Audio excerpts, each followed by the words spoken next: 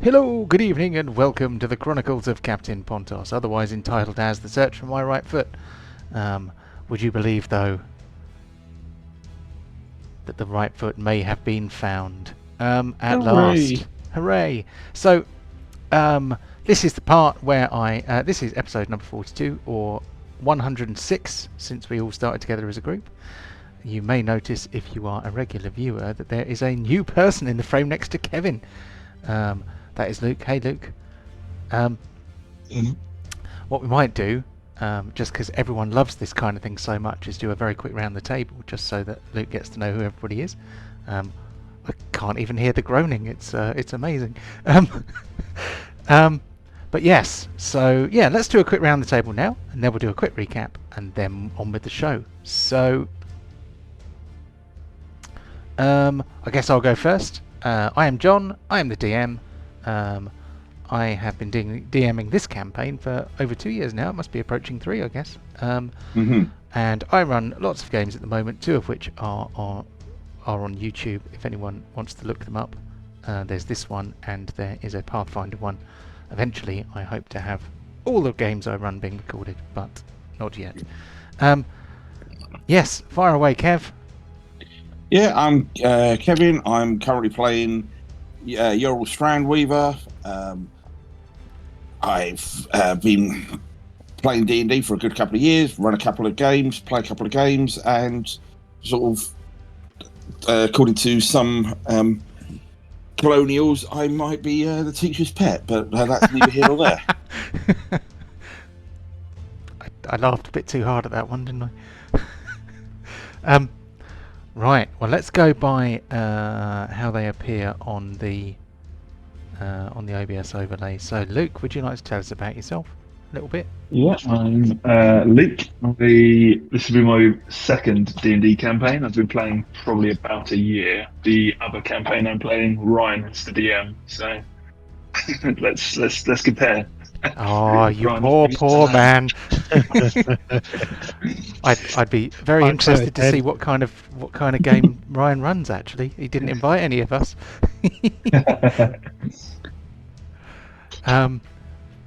Right, well, Ryan is actually next in the queue as it appears on the screen, but he stepped away from the table for a little bit, so I don't know if he's back. Speak if you're back. He's not back. So go on, Chris, tell us all about yourself. So I'm Chris, live up in North Wales, so I am obviously very Scottish. My character is Tanarukk Thistledown. He's a rogue who was a vampire and become back into a half-elf, which is pretty good. Half-elf, all edgelord.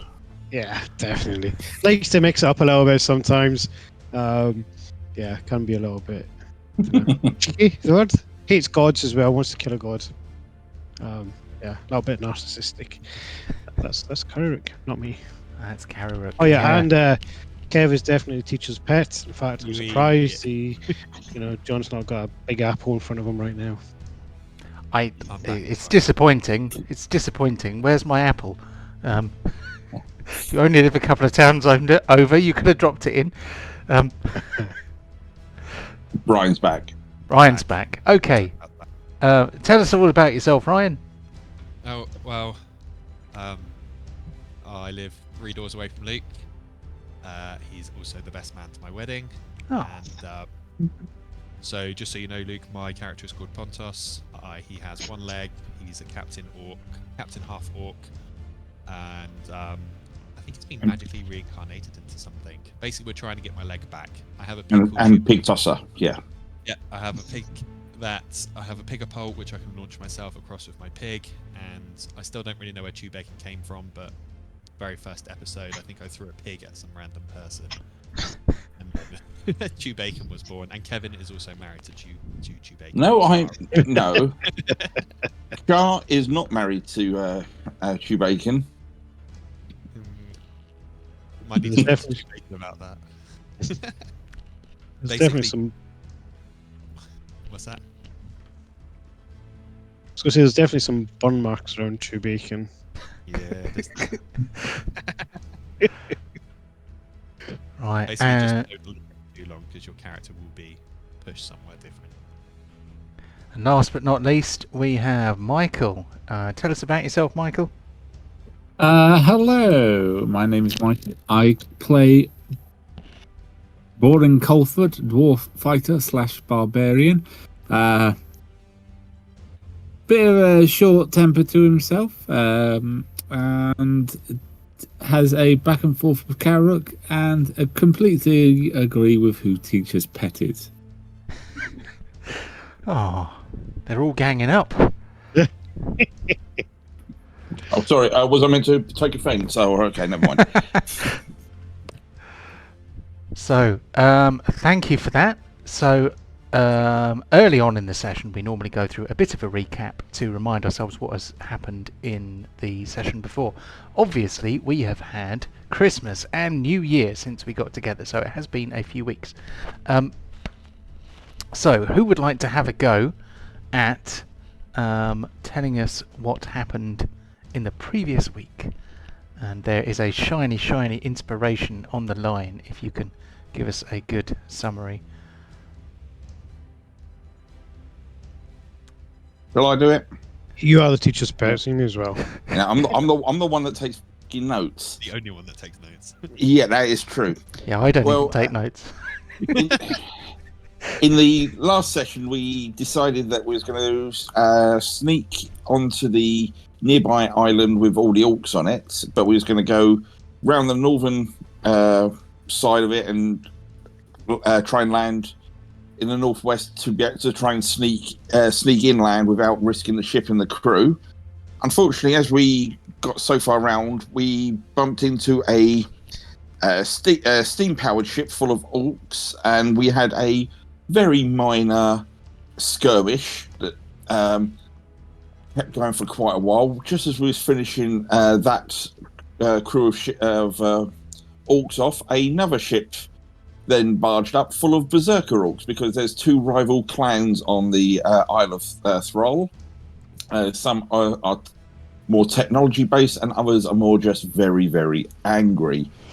So we've just cleared a bunch of the technology ones, and now we've got a ship full of angry ones, and their captain, Kraugog, seems to be unbelievably huge and might have Pontos's magical leg. And that is, and during the ceremony, he seemed to momentarily summon a kraken from below, who scooped up our former cleric and is taking him down for a bit of Jonas time. But we'll see where we go from there. So let me zoom out. I have done away with the animated sea background because I realise it makes everyone's computers grind a bit. So hopefully everything will work a bit more smoothly today. So thank you for that recap. So give yourself inspiration if you don't already have it. I can do it. I've got a button for it, haven't I? But if I push the button, you've already done it. Well done. Okay. No, I already have one. So I was going to say, shocking.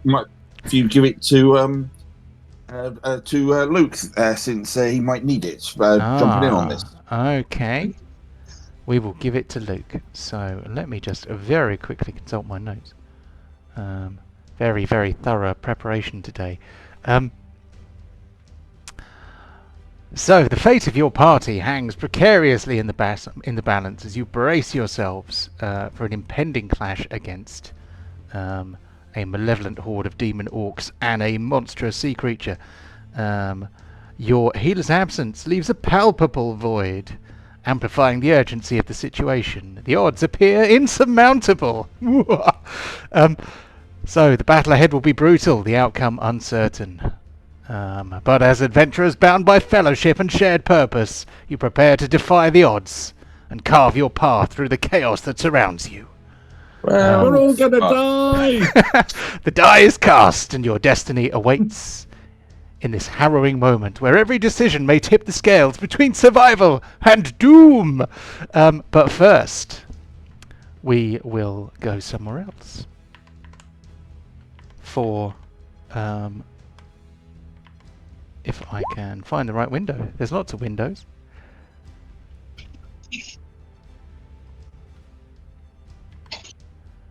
So I'm just going to zoom in a bit here.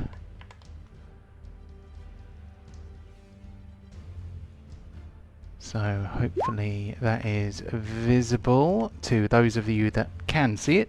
The rest of you may not be able to. So this is for you, Luke. So this is for your character. You awaken, and your senses slowly come back to you, assaulted by a cacophony of putrid odours and the creaking groans of a wooden ship. The air is heavy with the stench of decay, a mixture of sea salt, sweat, and the unmistakable metallic twang of blood. You find yourself lying in a damp, rough planks of a ship's hold, where strewn across the floor are the remains of unfortunate souls, their lifeless bodies in various states of decay. Some are mere skeletons, while others are half-eaten, their flesh torn and ravaged. You can't help but wonder how much time has passed since you were captured. Memories flood back in fragments. The chaos of battle, screams of the dying, and the overwhelming feeling of helplessness as you were overpowered and brought aboard this floating prison. A flicker of determination ignites within. A desperate resolve to survive, to find a way out of this hellish confinement and defy the odds stacked against you. So you are currently alone in the dark, surrounded by the dead. What would you like to do? I'd like to try and find a bloody way out. Okay, so, well, let's try out the character sheet a little bit. So, can you find the button and give me a perception roll, please? Are we supposed to be able to see any of this, or is it just a black screen for us? You can't see this because none of you are where Luke is. No, that's fine. I think maybe. Normal roll? Yeah. Okay. Did that So do a thing? it did a thing. So we have a perception roll of 9. So another really observant character. That's good. That is fine though. So it is enough to notice that there are a number of portholes arrayed along each side of the hold. Also above you, you can see that there is a kind of wooden mesh, if you like, which forms some kind of trapdoor which would be used to load cargo into the hold of the ship. Most of the cargo here appears to be completely neglected. That which you can see, it's covered in dirt and dust. I think the main event in this hold was all these tasty dead people. But yes, there are portholes and a kind of a hatchway above you. You could take a look out of them if you wanted to. I'd like to look out the portholes to see what I can see. Okay, so on the southern side, you look through the porthole and you can see that there is another boat almost directly aside. In fact, it is pretty much abreast of the ship you're in. The other ship is a little bit smaller. The northern side, you can see open water heading off pretty much as far as the eye can see to the north. You can also hear a deep booming demonic voice. You can't make out the words, but there is definitely some kind of evil monologue going on. Can I tell the direction that is coming from? That is coming, you can hear it mostly from kind of the deck hatch, which is above the centre of the hold. I'd quite like to attempt to try and squeeze out the porthole if I'm slight of build enough. Yeah, I mean you're let's see, you are not a massive dude, are you? So No. so yeah, strength -1, so you are pretty slight of build. So would you like to crawl out of one of the portholes in the southern end of the map or in the northern end? The southern end, please. Southern end. Okay. Would it look like that scene from Ace Ventura 2 coming out the back of that rhinoceros? Possibly. So Alrighty then. I am going to pop. I'm going to pop your character on the other map, and then I'm going to move you onto the main map. So I need to rearrange this one here so that it's actually visible. Okay, so you emerge from the porthole and find yourself standing pretty much on top of like the paddles of some kind of steamship. So to the south, much a bit lower in the water than the boat you've just climbed out of, you're kind of standing about here on top of the mechanism of this steamship. There's not much of a gap between these two boats here. You can now hear quite clearly a voice. I am going to include the rest of the party now. So what is happening is, I'm going to say that Duke can see this as well. So there is this a massive guy. This is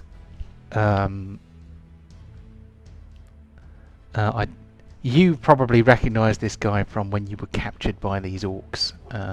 Later on, you'll be able to tell the party, hopefully, about how you came to be in the hold of that ship and how you survived. But for now, we'll deal with the arising situation.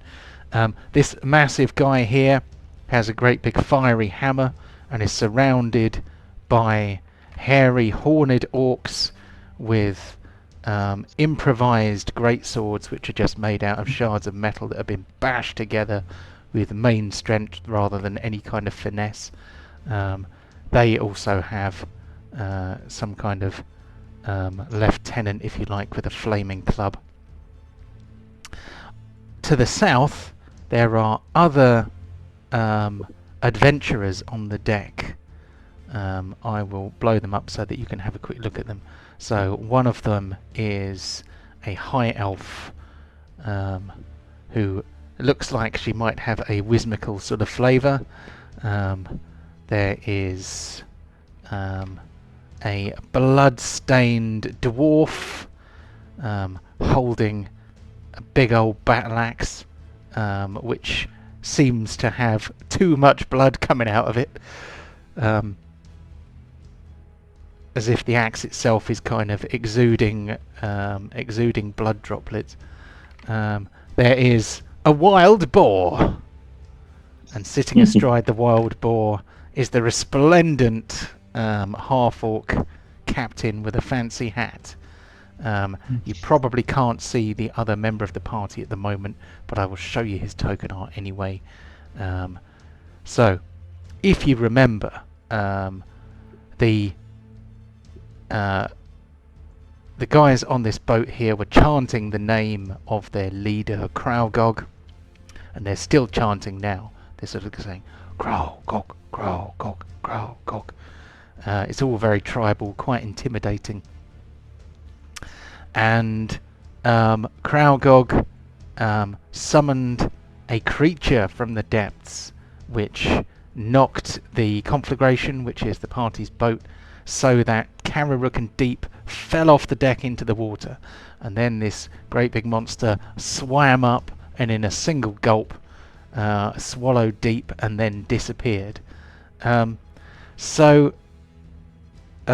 Before I start doing evil monologuing, what are the party doing?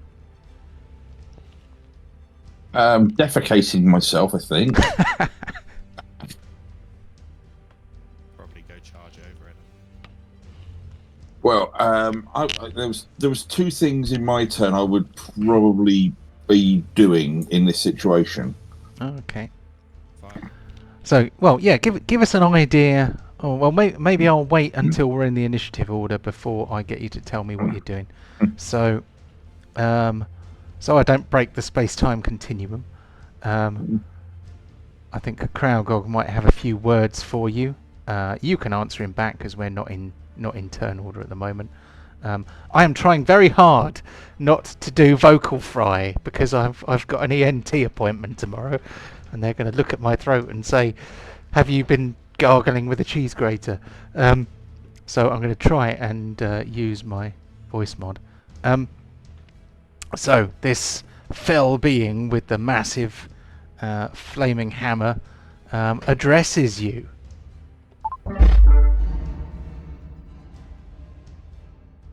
Pathetic mewling adventurers, why not cast yourself into the sea? My god is always hungry. And if you don't want to cast yourselves into the water, then me and my crew are also always hungry.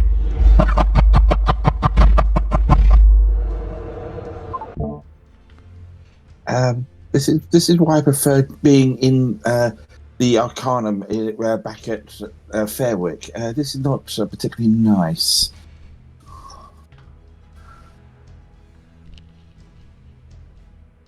So, anyone else wanna say anything? Or should we get straight down to business? Boren just leans heavily on his axe, keeping up as just a heavy sigh and like, oh god, he's got a bit.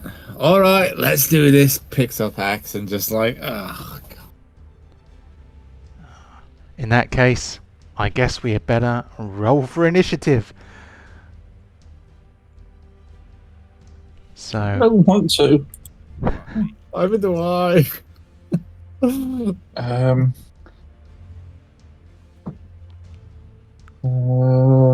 I'm going first. Where am I? I got an 18 as well, but it's not coming to the turn order for some reason.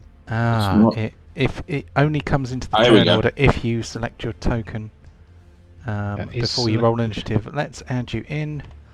There we go. There's Tanarukk. And did you say 18? 18, yeah, there it is. Okay. Wow, +5 to initiative. That's pretty good going.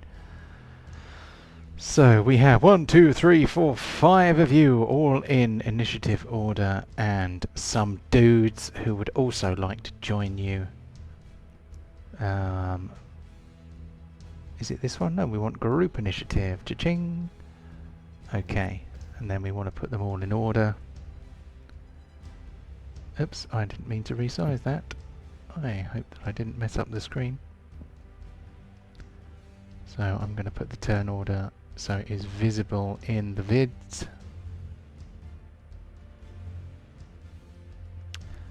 And let's see, can everything be seen in that view? It can now. So, detecting the unspoken call to battle, the Tanarukks begin to attack. So, the first one to do anything is this chap over here. This is Tanarukk number 4.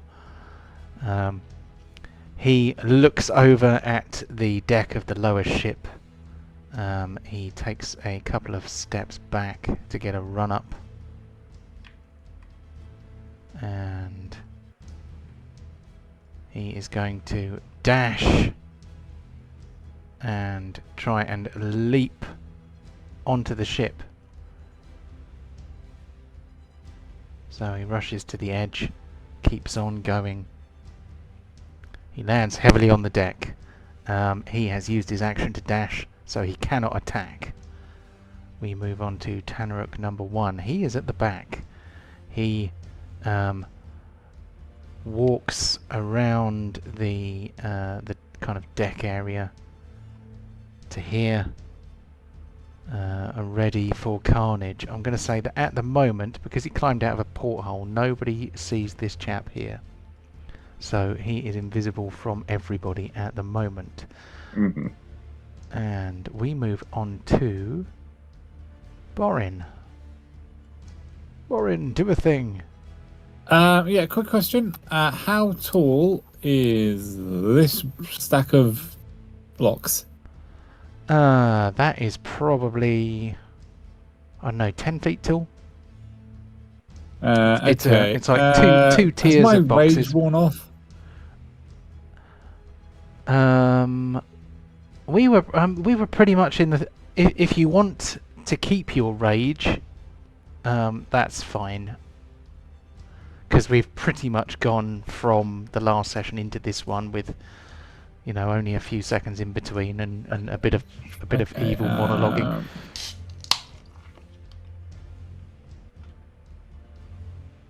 Oh, I wish this was real gimmicks. Okay, I am going to.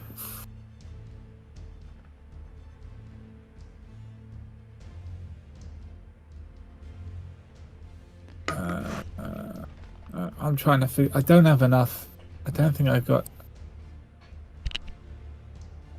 I mean, I can get 20 feet there, but if this particular bit is too high, I'd have to go around, wouldn't I? So, what's your movement speed? Is it 25? Yeah, I mean that'll get you into melee. Oh God, how do I do that again? Okay, yeah. Then I will go charging into melee here Cool. and just start hacking straight away because I've got nothing. I'm running on empty here. Just keep hitting. Just keep hitting. Yeah, don't stop swinging. Hitting. Just like a dwarf, we hit. Oh, is that thing? No. Am I adding any bonuses? What for? Did you add the +2 to the rage damage yet? Yeah, it was in there last time, I think. Standard Yeah. attack. Two-handed. No damage bonus. 1. Blimey, there we go. That's one hit.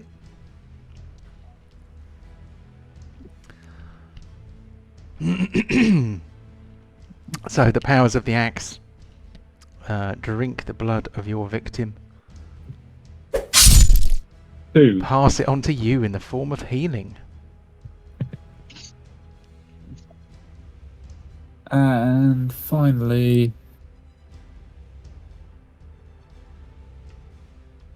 I mean, I'll be okay against the minions because I'll get my health back from fighting them. Oh, It's he's just I getting a can't do- strategy! Hooray! So, And 3 bleeding damage for them. yeah, he gets 3 dots. I forgot to give him his reaction, so I'm going to give him his reaction on that third hit. A raging barbarian in full plate and a healing axe. He doesn't need no cleric. So the Tanarukk, in response to being hit by a melee attack, the Tanarukk can make one melee weapon attack with advantage against the attacker. So he is going to hit you back, or at least try to. So here comes a greatsword attack with advantage. So he brings his massive weapon to bear. That sounds a bit wrong, doesn't it? Does he give you a smack?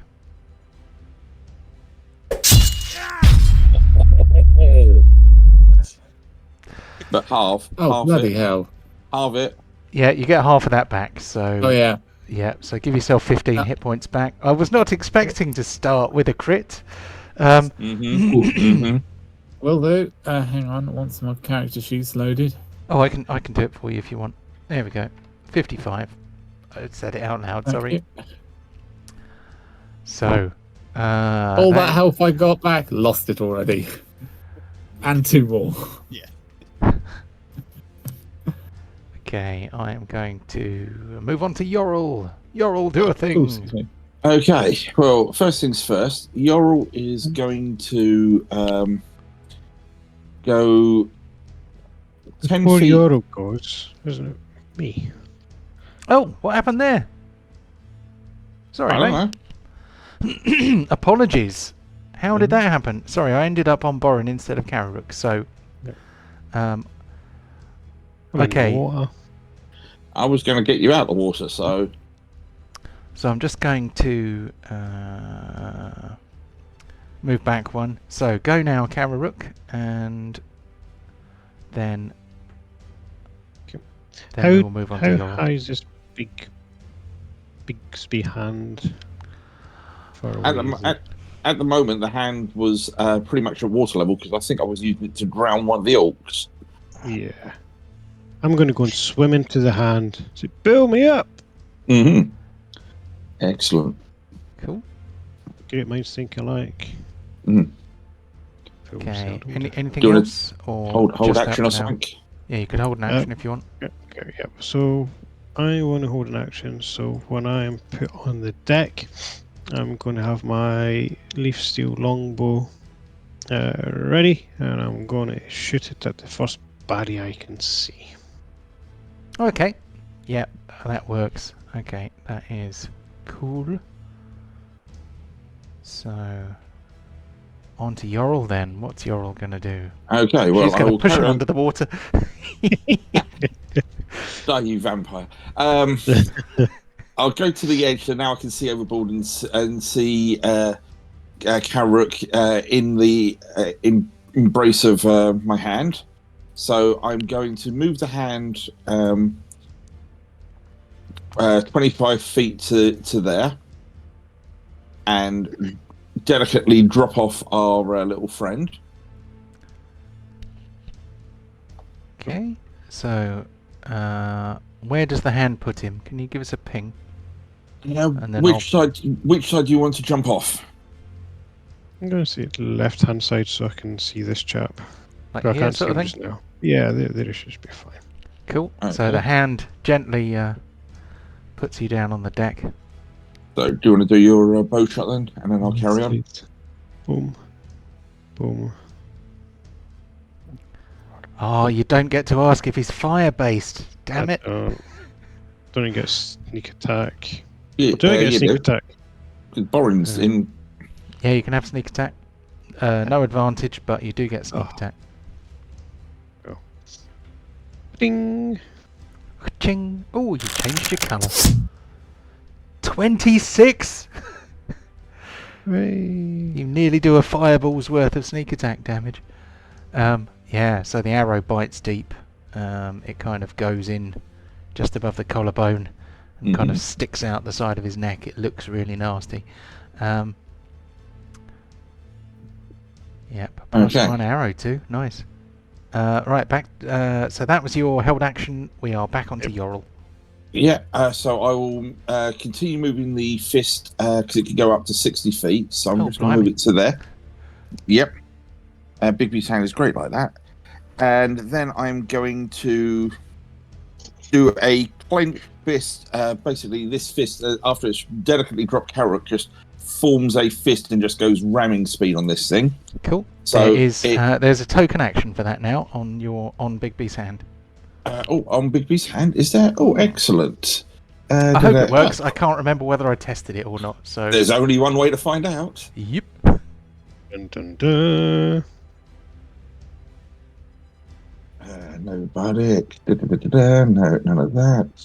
Standard.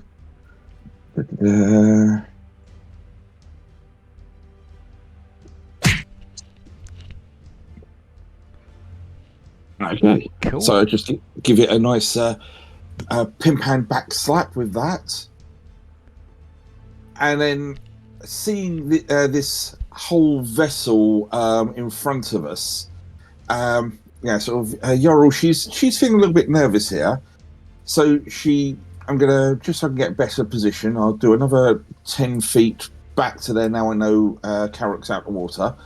And with the staff, I'm going to kind of do a reverse Z sort of shape from the bottom up. And from my staff, I'm going to cast where is it? Wall of Force. And this is what I was asking about it earlier, John. Yep. Rather than a 100-foot long wall, I want it to be 50 feet but 20 foot high. If that makes sense. Yeah, okay. Let me see if I can find a suitable template for this on the map.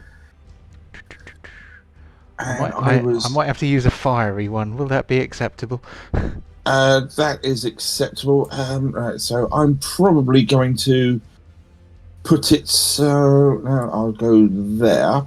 Just trying to keep as much of the close points between the ship barriered off, so at least it's a bit of a pinch point, so we're not getting completely swamped. Cool. So let me pop that there. So is that about right? One more square. No, that is right. So it's those squares. Yeah. So Bigby's hand disappears because it's a different concentration, and then I will deduct the points from my staff. Groovy. I'm going to make that one longer because it doesn't quite reach, does it? Okay. Yeah, just trying to keep some kind of separation. What height is that at? Is it level with the deck of the ship you're on? Yes, so it'd be level of the deck and then go up. Rather than being 10 foot high, I've sort of halved the length but doubled the height. Yeah, because you can make it out of 10 by 10 exactly squares, can't you? That's good. And after that, she's then going to just pop. Get onto the ruler. I want that one and go back to there. And like I said, Bigby's hand disappears now, sadly. Goodbye, Bigby's hand. But I'm trying to get some kind of control so we don't get swamped too much. And got Tanarukk back on board. So I'm happy with my turn. I'm done. Cool. Thank you. So, quick question. Is this Wall of Force... I did read it earlier, but I have forgotten what it said. Is the Wall of Force visible? An invisible Wall of Force springs into existence. Invisible. Okay. So, so they don't know it's there yet. Okay, that is good to know. They will know it, they will know it's there when they try and jump through it, I imagine. Comedy. You the magical popcorn. Watch the entertainment. Yeah. So Tanarukk number 2 here. He is like, can I jump onto the deck of this ship? He's certainly going to try. Okay, I need to very quickly look up on this jump calculator here whether he can actually get that far, because I got him jumping before, but I don't think I got him jumping this far before, so... Or maybe I did. I can't remember. Yeah. So yeah, you guys can't see this wall levers at the moment, so you've seen me just suddenly make the hand disappear. I've waved my staff around, looking all smug, and then hidden behind a box. So you just think it's another one of your magical things that's just not happened? Yeah, no, I'm not a warlock at the moment. These things sometimes... Okay, so this guy, he takes a 10-foot run up, which is going to give him a jumping distance of 20 feet. He leaps onto the deck. I'm going to say that counts as aggressive because he is heading towards enemies. So that means he still has a little bit of movement left. No, because 10 feet he was moving in the opposite direction. And then 30 feet towards you. And then he's still got 20 feet of his original move. Okay, yeah, he's still moving. Okay, doing it on the fly. It's not enough to get him into melee with Pontos and Bacon, but he does manage to get onto the deck of the ship. Krowgog, the big bastard, he looks around for something to smack with his hammer. What does he do?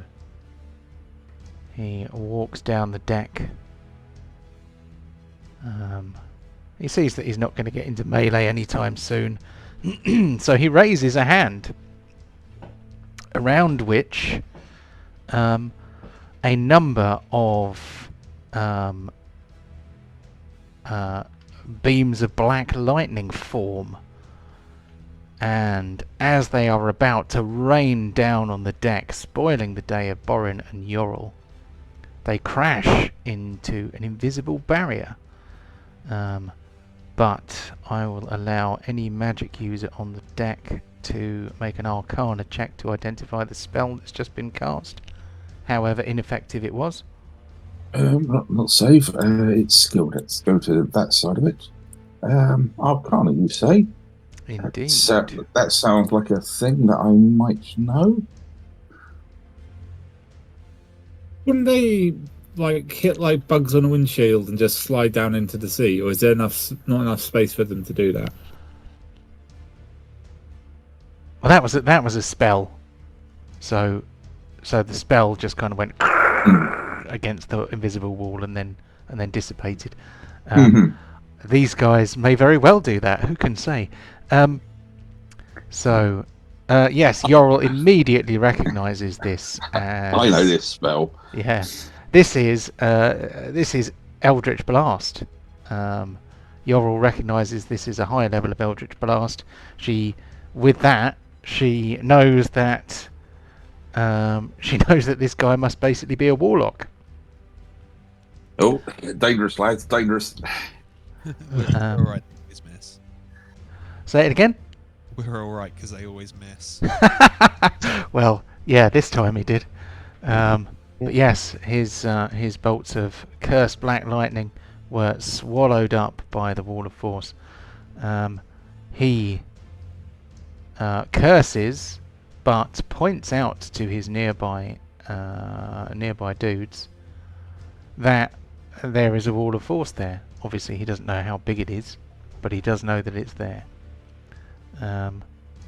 So we move on to the Tanarukk Lord, which is next to him.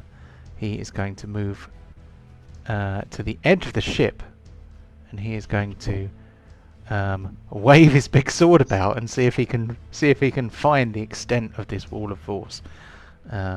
Whilst probing the wall of force, I mean that's his action basically. So he is done. I'm going to move on to something just disappeared off the deck. That was weird. Oh no, that's fine. I think it was just the marker telling us where the guy was before. Kraugog kind of says something in Orcish to this Tanarukk here, who looks a bit worried. Anyone speak Orcish? Oh yes, I think I do. I do. Quite civilized. I think I learnt it just to know the name of the language of my enemy. Give me a second. Yeah, we've got a half orc. Why is it always my character sheet? It's forever to load up. Languages. Where Speak will I it. find languages? Pontos, can you speak it? I can. Orcish. Yeah, I'm You're pretty very sure quiet, Pontos buddy. can. Let's see if I can turn him up a bit. Can you Oh, he's hear on. me alright? I've got him on 200 already. You're already on double volume. Very quiet. Please. You want to get Luke to show you how to set up a headset? My God, it's so often. On the first page, right at the bottom left corner where it says proficiencies, Yep. and that's what it it is. has languages. Common We're alright, dwarfish. boring, because we've got Oh, no. Pontos who can. Okay.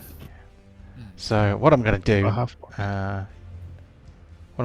if nobody else has got Orcish, I will just send a DM to Ryan. I've got Orc as well. Who was that? Luke. Luke. Cool. Okay, I will Jesus, send it to Luke. both of you then. Oh, you're not in there as Ryan. Oh my God, what's your name in this server? Why does everyone have different names everywhere? Sorry? Really quiet. Is it just really quiet? Yeah, you're pretty quiet. It's quite clear. It's just the gain's a bit low. Hang on.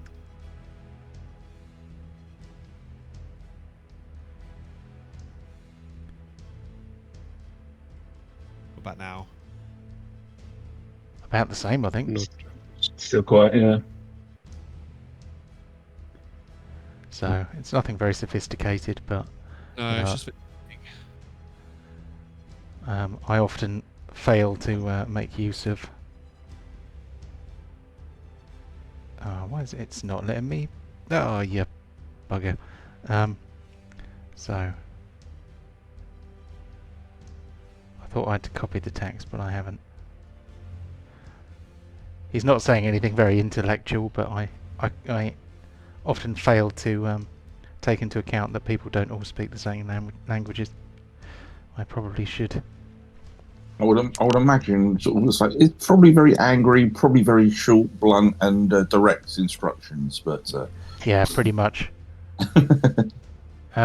And yes, the Tanarukk looks a bit worried, and then lines himself up, and then runs and leaps off the edge of the deck and goes smack into this invisible wall of force.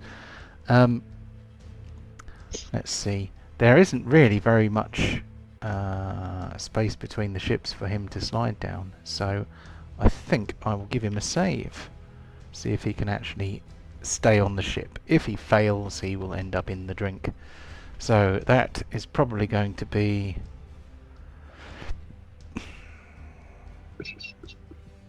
Is it going to be strength to hold on or acrobatics to catch himself? I think it's going to be acrobatics. So 19. He manages to stay on the deck. Move on to this guy next to him. He is not going to do the same thing.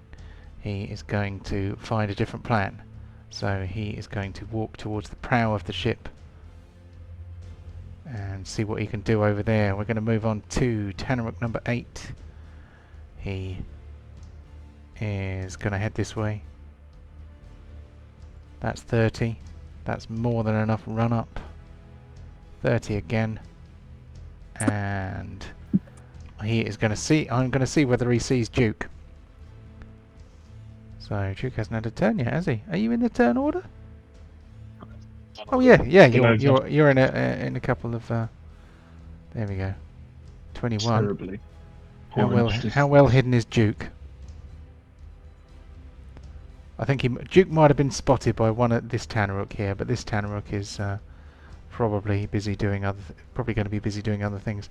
This one here smacks into the invisible wall, and he stays on the ship. Then we are on to Duke. What's he gonna do? Lovely. I'm going to climb onto the smaller ship. Cool. Yeah. How do I move myself? Well, there is more than one way to do it. You can just click on your token with the left-hand mouse button and just move it. If you pick up your token with the left mouse button and then tap the right mouse button whilst holding the left mouse button, a range ruler appears, which is quite useful. And if you can master that trick in your first session, you'll be the GM's pet as well. You'll be better than what we were the first couple of times. Nope, that's made it go terribly wrong. So I'm going to move to Okay, so you scrabble up the side of the ship and onto the deck. I take a look around, having seen this top of the ship for the first time. I see the Tanarukks that have trapped me below, and I know that those are not friends, but I do see a quite bloody dwarf to my left. And I think I need to make friends very quickly. He looks very bloody, so I'd like to cast Healing Word on him. Cool. So I've actually given you a button for that, so you can... You have. So if you click that, it'll ask you where you want it to go, and then you can point it at Borin, and it should do it automatically. It's asking me what level. Well, what level do you want to cast it at? You have spell slots going all the way up to... it's like 4 or 5, I think. Sorry, if you see your character sheet move, it's because I'm taking a quick look at it. I've got spell slots up to 6. Yeah, so in theory you could cast it all the way up to level 6. Upcasting increases the effectiveness of the spell. You don't have to do that. You can cast it at any level you want. I'm gonna cast it at level 1 as it's the first thing, and I just want to, ease in. He's in. Good job. Okay, I think this is a bonus action, isn't it? This spell. So is that right? I believe so. Let me double check. It did say. I think it's a bonus action. It's a bonus action, yes. Oh, lovely. There we Oh, go. I'm so Oh, well, friendly with everyone. You healed him a little really bit. help. The thought was there. Oh, well, Well, it's only a D4 anyway, so yeah. Oh well, every little helps. Yep. You still have an action left, I think, since that's a bonus Yes. action. In that case, oh god, I am going to cast Dissident Whispers on. I think I can see the. Can I see the Tanarukk the other side of Borin? Yes, you can. Yeah, you've got a line of sight on him. Yeah. I will cast Dissident Whispers on that Tanarukk. Cool. Right, there's a button for that one as well. There is, yes. I'm going to cast that at level 2.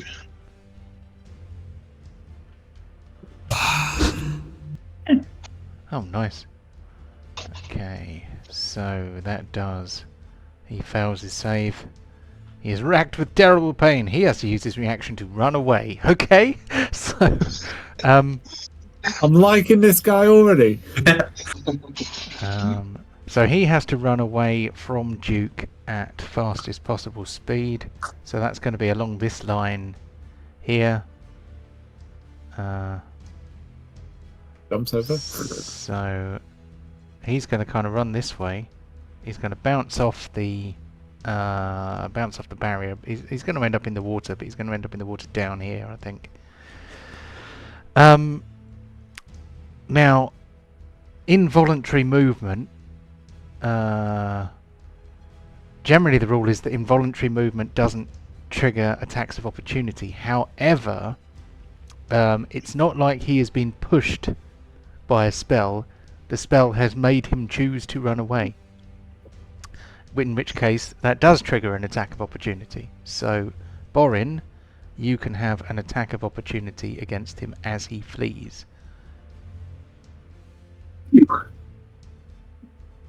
Does it say anything about whether or not it's vantage because he's in state, or is it just normal? No, it's just a normal attack of opportunity. He turns his back on you. You can do a bit of stabbery while he does so. Cool. Well, that's given you more healing than the spell did. Take him up to 4, and hopefully he'll bleed to death. Yes, he may just do that in his current state. So, or when we get to his turn. Right, that was a pretty good first turn. Well done. And he's like, "That's right, run away, you bastard!" With the last bit of my turn, I won't move anywhere, but I would just shout, "I'm Duke, you've probably heard of me." boy now. So, yeah, a few puzzled expressions.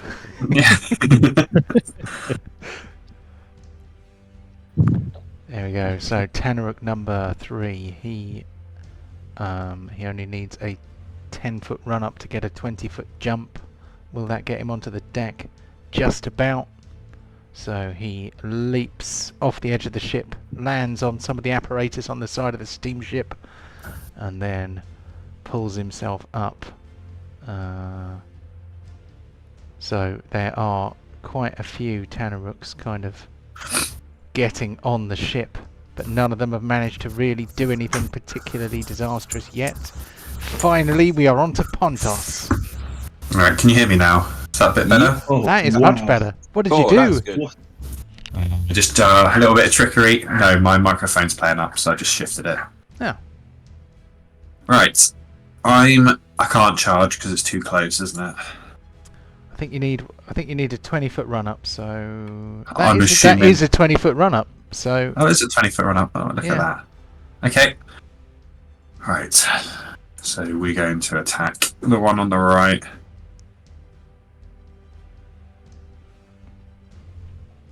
Charge, yes.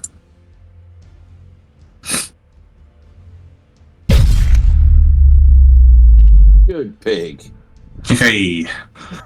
Well done, Chew Bacon. 32. God. It's a shame he doesn't get pushed off the boat. He does get knocked over, which is going to give you advantage. Well, I think you have advantage anyway when you attack because you're mounted, aren't you? But yeah, I do. Does the pig? Pontos. Yes. True Bacon will now on the prone guy. yeah, Nice. One more attack.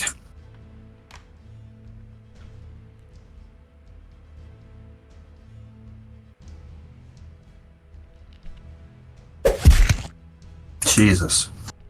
The pig's done alright, ain't he? yeah. Nearly 50 points for a pig. Alright. See if we can one-shot it. I doubt it, but Oh, these guys are a bit big for one-shotting, but never underestimate the pig. That sounds like a challenge. It does sound like a challenge. the great axe is ablaze. That should be an orange. That should definitely be an orange. I need to put that on the to-do list. Weapons ablaze in orange text.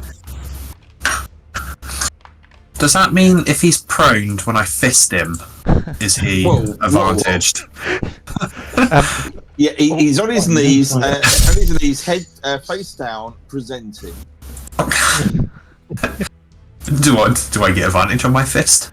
You get advantage. Well, basically, because he's prone, because you're mounted, you get advantage anyway. It doesn't stack, but Okay. but yeah, you if you give him the scratchy, you will still have advantage. It's a shame I can't action surge, because that would be interesting. You might have one-shotted him then. Yeah. But yeah, he is definitely looking pretty beaten up. He's been gored by a charging pig, knocked off his feet. He's been slashed with the axe several times. So I can see who's dark blue. Oh, that's Michael. Okay, I can see. Sorry, he's before lining up his attacks. Go on, mate. What you got? Second wind. I'm assuming I won't do it now, but that's a bonus action, right? Let's have a quick look. So Yeah. some of these things, don't even have. What the hell? Your character sheet has got sneak attack on it. What happened there? Oh, yes, you're right. It is a bonus action. Okay, so I would skip the claw attack, right, for the second wind. Yep. Okay, cool. That's fine. Oh my god! I forgot his reaction. No, you didn't. We just moved on. No, he was face down, so he wouldn't be able to get one, would he? I mean, he was prone, but he might still get a reaction. Yeah. It's disadvantaged, isn't it? It will be with disadvantage, but I see no reason to deprive him of his reaction. Would you like to direct the attack towards yourself rather than the pig? Yes. Okay, because you can do that. I just banged myself in the teeth with the microphone of my headset. That was not very enjoyable. Come on. So we give Pontos a light smack, and I'm guessing that's probably it for Pontos. Yeah, I'm all done. Okay, so why has that happened? We are on to Tanarukk number 4, who is in the water and possibly bleeding to death. So he is going to try and swim towards one of these decks. Okay, 1 for north, 2 for south. He is going south. He heads south and tries to climb up. How high is the ship? I think he's probably just about going to get to the top. And then I can't remember what the DC is for the Brooch of the Bloody Rose. Base DC, is it 14? I forget. I'm just going to check very quickly. 14, and it goes up by 1 for each additional blood drop. So it is 14, 15, 16, 17. So DC 17, Constitution save. Is he going to survive? Who can say? Death from the grave. He fails his save for sure. So it goes D3, D4, D6. I can't remember what the dice track is.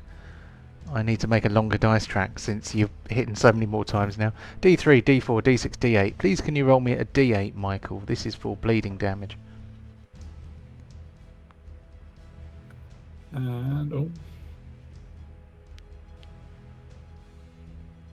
3. is it enough? Death from the grave! Yes, the Tanarukk, bleeding from multiple wounds. Do you know what? I was supposed to give him advantage because he's got magic resistance, but I feel cruel depriving you of your Well, he your does. victory. He was in the water, and that doesn't help with coagulation. That is probably true. So hold on.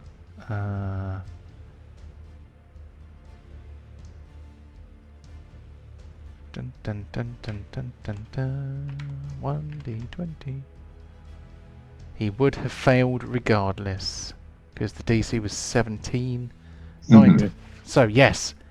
So the Tanarukk crawls up the side of the ship using his claws. He flops over the rail onto the deck and then bleeding profusely from a multitude of wounds. He expires. So there is a dead Tanarukk on the deck. And Michael is going to get that award this week. That award hardly ever gets awarded, so that is cool. Okay. Luke, do you know about the awards? Yeah, I got sent a list. Ryan's told cool. me a little bit.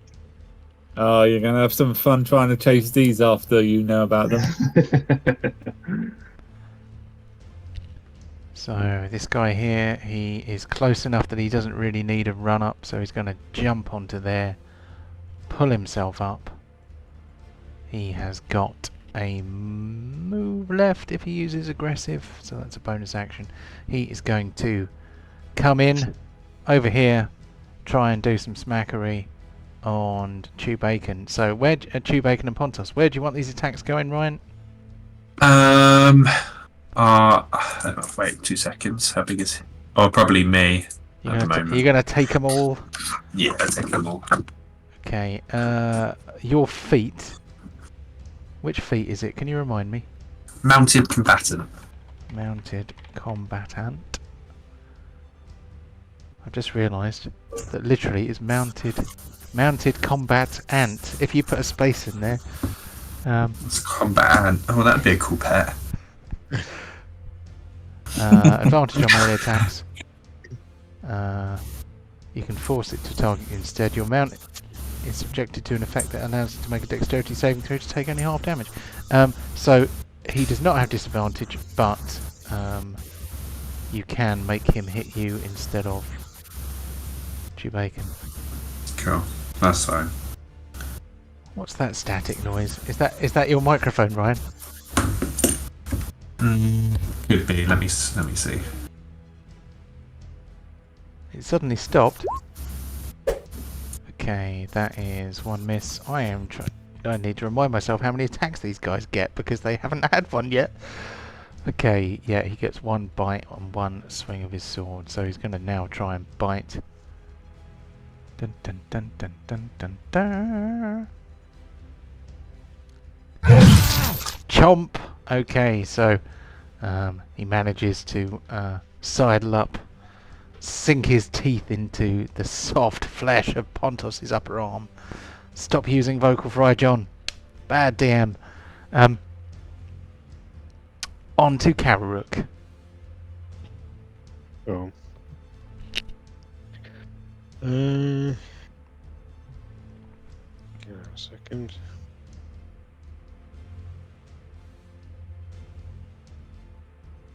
I'm just going to shoot him. Oh, sorry, didn't intend to move. What happened there? Don't know, he just moved. Go, want to shoot this fella? Who are you shooting? Come on. Give us a ping. The one to the left of Pontos and True Beacon. This one? Yep, okay, let him have it. With sneak attack as well because he's engaged, but Yes. no advantage. Boom. Oh, it's a hit. Yeah, max damage on the arrow. And then I'm going to run up behind these crates and hide. Cool. Right, give us a stealth roll. Dun, dun, dun.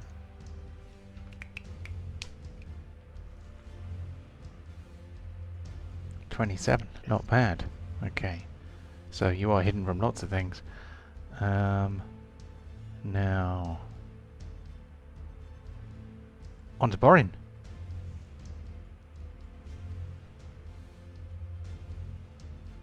Okay.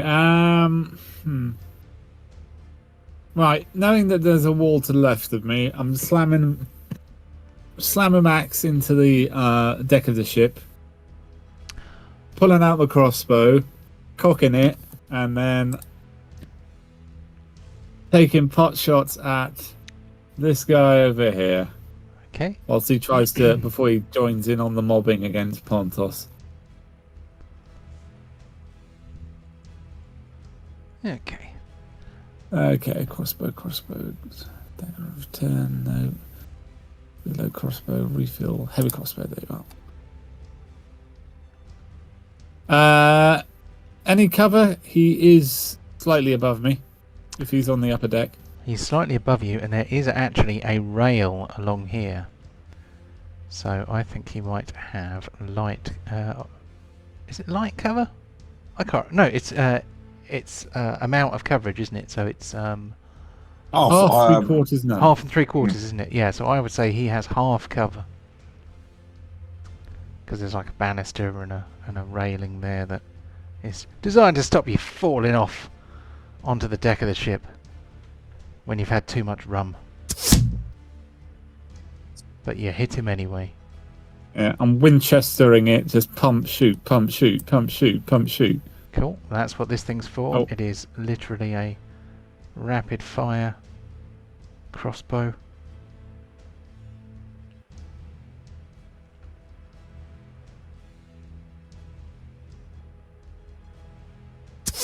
One hit, one miss. 2 misses.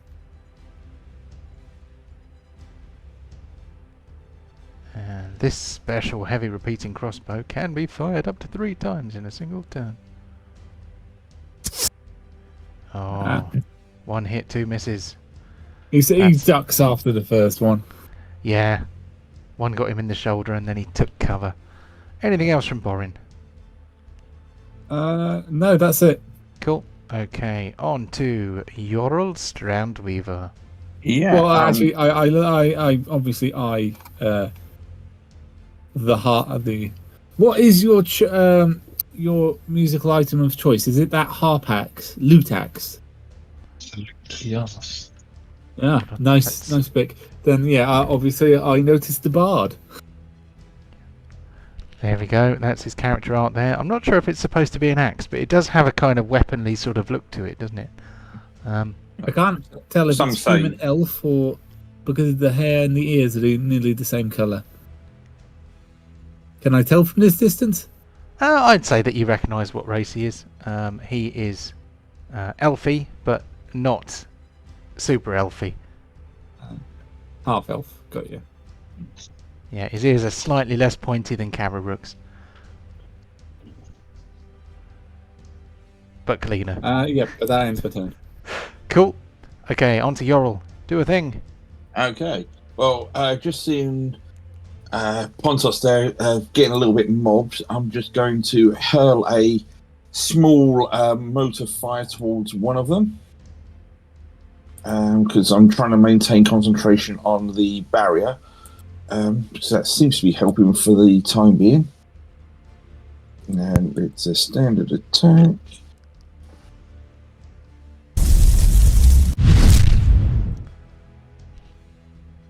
Oh, which one was that? Is that this guy?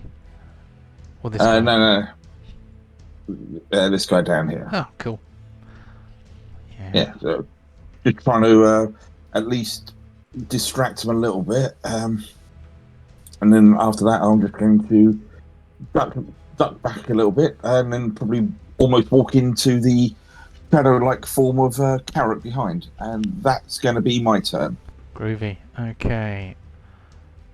On to Tanarukk number 2. So we're going to have some smackery. Are all the attacks going to Pontos, or do you want to spread them out a bit? Spread them out a bit. Okay. So great sword swings towards Stew Bacon.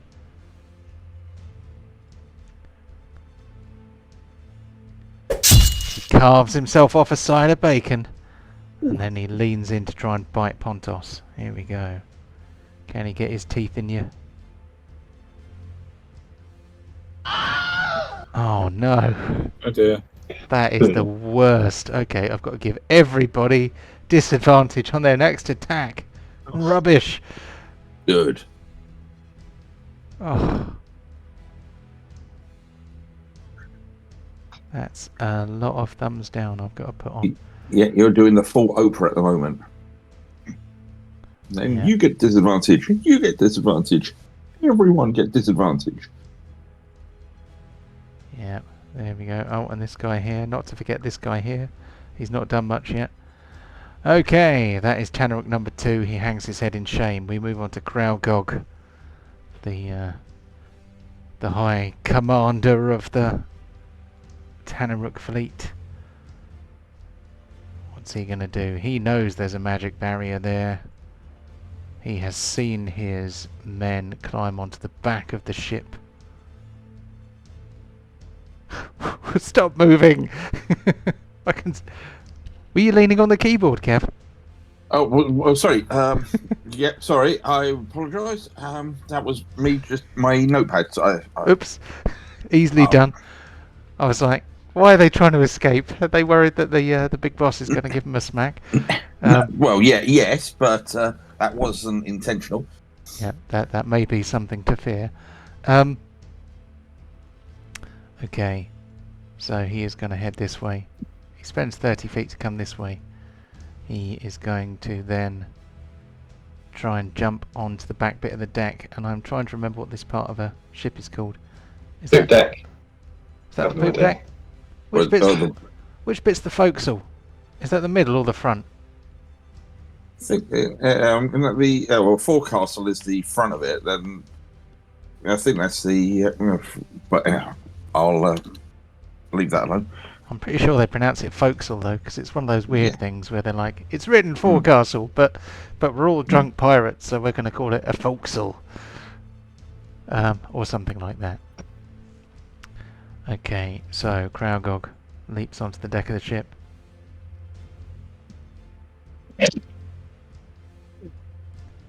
He crashes down. The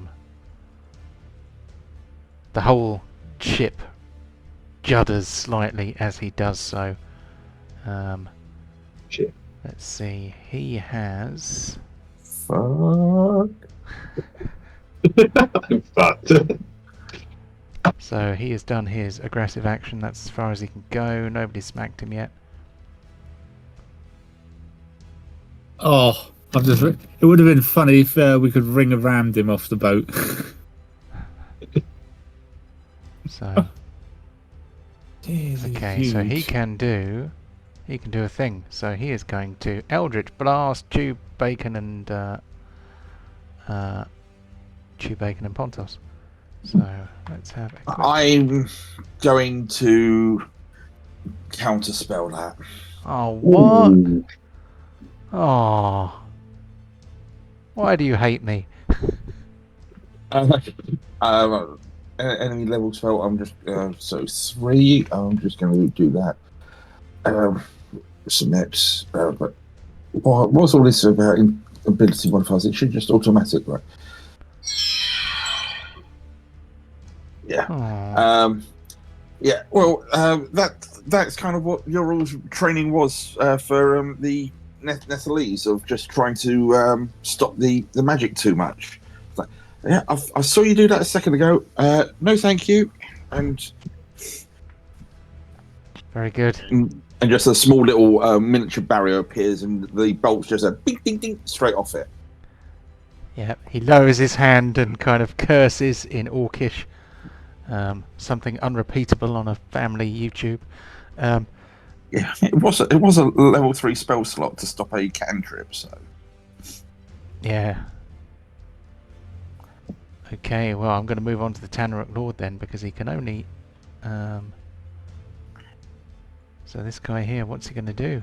Oh, he should have had well, it wouldn't have mattered. He would have had disadvantage on that attack, but you could counterspelled it. So I am going to take away his disadvantage because he tried to attack, it just didn't get through. This guy here, is he going to try and jump across, or is he going to be a cowardly custard and leave it to his minions? He calls over to this guy here and says, "Jump!" in Orcish. And he stands back to watch and see what the other guys do. These ones here, they know they're not getting through. This one runs up here. And he is going to charge onto try and charge onto the deck. He makes it. He has used all of his movement. He has no ranged attacks. He is standing in a puddle of blood. On to Tanarukk number 6. He needs 10 feet of run up to get 20 feet of jump. So, will 20 feet from here get him onto the ship? It won't. He can't jump far enough. He tries, he falls into the water. Tanarukk number 8. So he is going to walk down the steps, and he's going to come and see whether he can mess up Duke. He has disadvantage on this attack.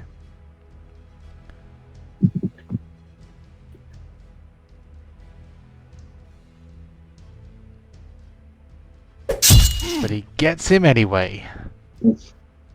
He then leans forward to try and bite you on the shoulder.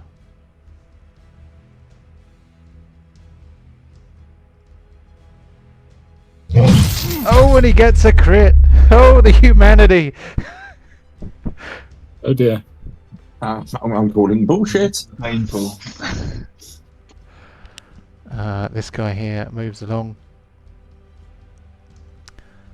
Goes back a bit. Lands on the deck. He doesn't have an action left. On to Duke. I am going to cast Vicious Mockery on the chappie that has just tried to come for me. That's fairly secure and coming towards me. He is viciously mocked. What did you say to him?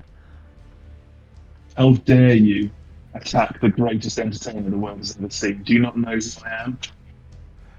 He feels suitably chastened for not knowing the name of the greatest bard ever.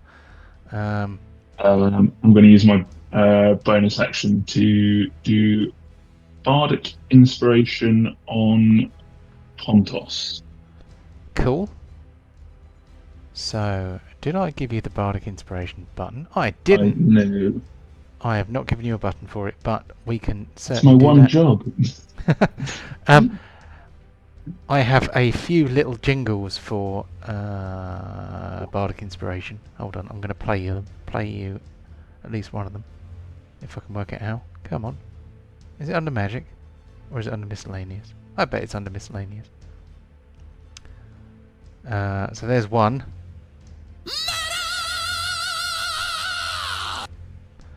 I've got another one somewhere. What's it called? Is it that one? It's not that one. Yeah, I've got another Bardic Inspiration sound effect somewhere, which is Wild Stallion's Rule, of course. If you have a particular little sound effect that you would like to be your Bardic Inspiration sound, let me know what it is, and I will... If you survive. If you survive. Right, yes. I mean, it's uncertain at this stage, isn't it? I'm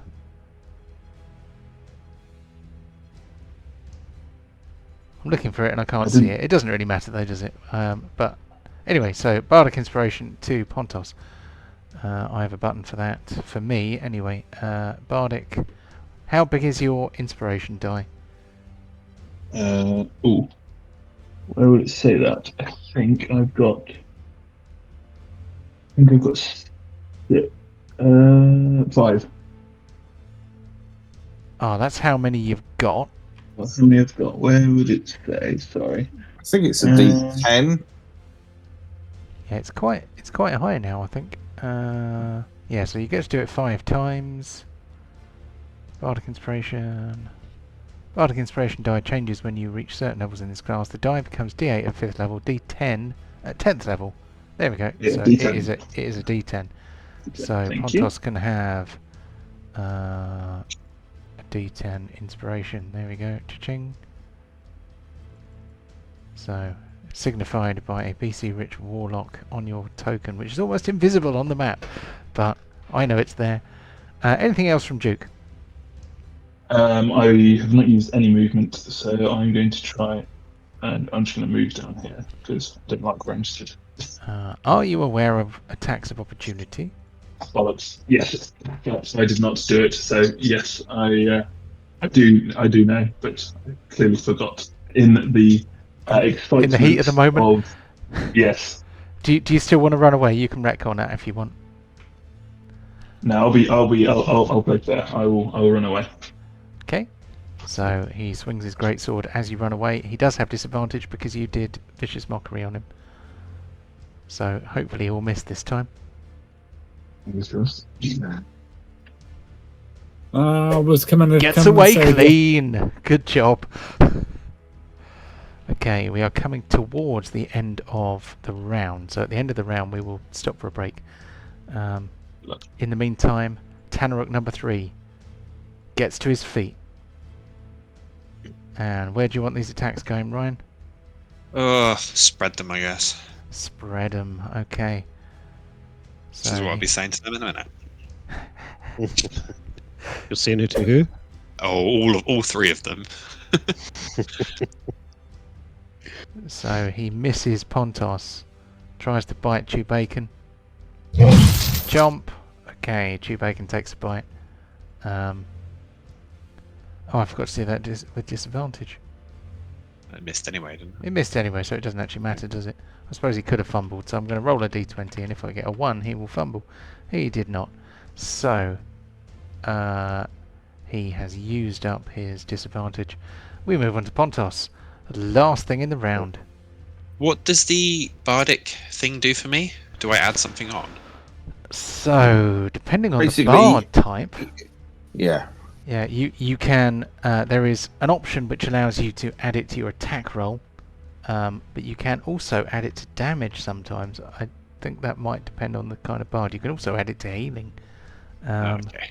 As a general rule of thumb, you add it to any D20 roll, so like skill check, saving throw, attack roll, and it's then a few certain subclass colleges allow you to add it to, as John said, damage and things like and healing and stuff like that. Okay, so I could save it. I don't have to use it right now. No, you don't have to use it right now. It lasts for 5 About minutes, 10 minutes. 10 minutes or something like that. Yeah. 10 Yeah, minutes, 10 so minutes. it'll definitely last the fight. That's cool. I'll use it on the big boss. Cool. That Tanarukk is looking very sorry for himself at this stage. Don't forget you have advantage. Yeah. I forgot that was the first one. Okay, he's fucked.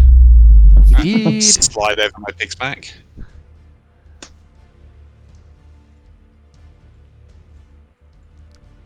We're 2 rounds in and only 2 things have died. Uh-oh. Mm-hmm. Right, I'm not going to fist, but I'm going to second wind myself. And then I'm going to get Chewbacon to attack. Mm-hmm.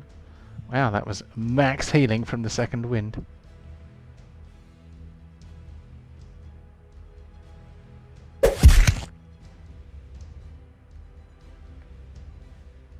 Ching.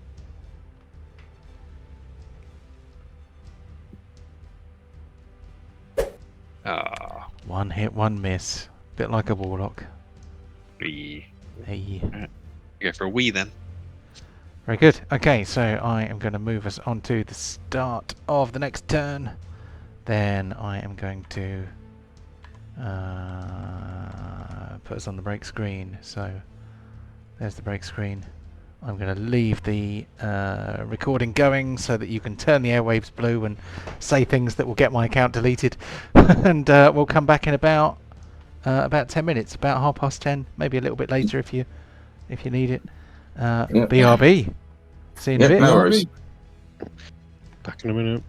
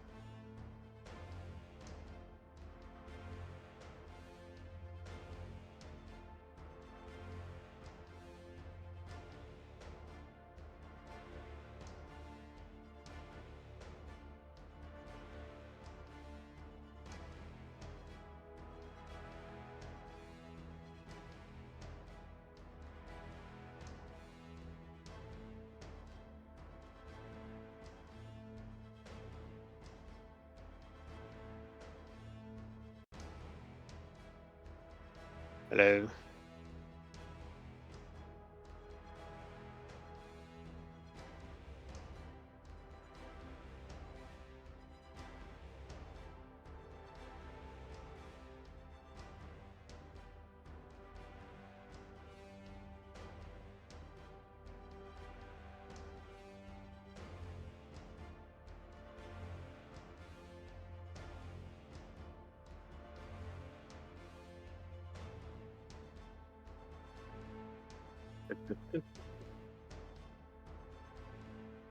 Hello.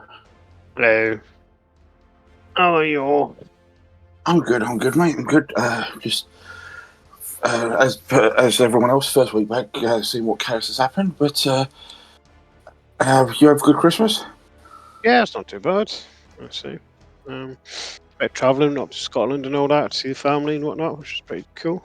Yeah, I had similar. I was travelling up to North Yorkshire, see, spent a couple of days with my best mate and my god kid, which was nice. So yeah, all good. I think the Wall of Force has helped at least slow them down a little bit, rather than them all come on two turns ago. Yeah, definitely, it's pretty cool. It- You just have yeah. to help Pontos get with this little menage a trois that he's in. Yeah, I've got Yeah. basically I've got two ideas. One, I could try and go in and start throwing some Fireball. yeah, but or I've got a buff spell I can do, probably on Borin, but he won't really get the benefit of it this turn because he goes before me. What spell? Bus. A buff spell. Buff. Okay. So it's like I can either spend another turn buffing, or I start just trying to drop some bigger spells. If I do the buff, the Wall of Force goes because it's another concentration. I don't know if there's many folk on the boat anyway. No, there's One just more, like the one more. So I don't think the wall is that important now. Yeah. It's still pretty cool though. It's not if Duke can help Pontos stay alive, and we just make sure our rear is covered because you've got that guy in the water and that second in command at some point. And let's see what we can do. But yeah, I think you, Borin, and Duke may have to do that. I'm going to head up to the big guy. I'm going to use my arrow on these menus around Pontos. Put my bow away, get my Godslayer, and take on the big guy. because you get big bonus. I know. Hopefully. After that, you're not fire based. Oh, in that case, let me just check the wording on something. This is I'm not trying to game this honest, but I want to just make. I want if I can help you, on us if it's worded like that, it might be really fun.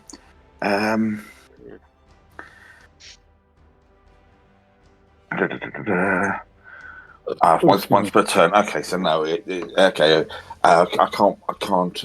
You can't get the bonus I thought you might do there.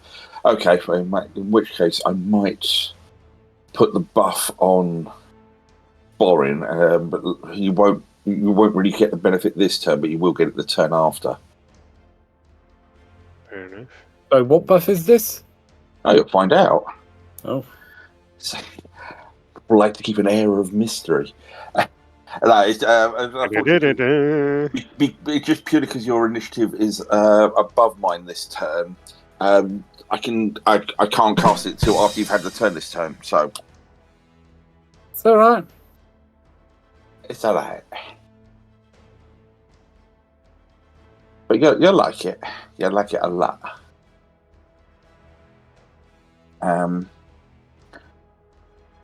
But yeah, sort of if I can control the spell casting from the big guy, so he's only then just got a massive, great big hammer. It takes some of the edge off it. I'm a wizard at the back, trying to control things. I'm trying to do my best. Fine. I'm just being rangy at the moment, which is not what I normally do. No, like I said again, that first turn, my plan was just to grab you with big bees and kind of just scoop you out of the water. But you kind of great minds. You went, I'm just going to sit on that like a life raft. Yeah. Well, I was originally going to use Vortex Warp and warp myself up, Mm-hmm. and but you know, I didn't have to. It's level 3 spells on this. So with the big hand sitting there, it makes much more sense, doesn't it? It's like, yeah. Oh yeah. I'll grab a hitch lift. I think Pontos is back as well now. All we might be missing is Luke and our DM. Unless Yeah. John's just lurking in the background. I'm there for just the back. Cool.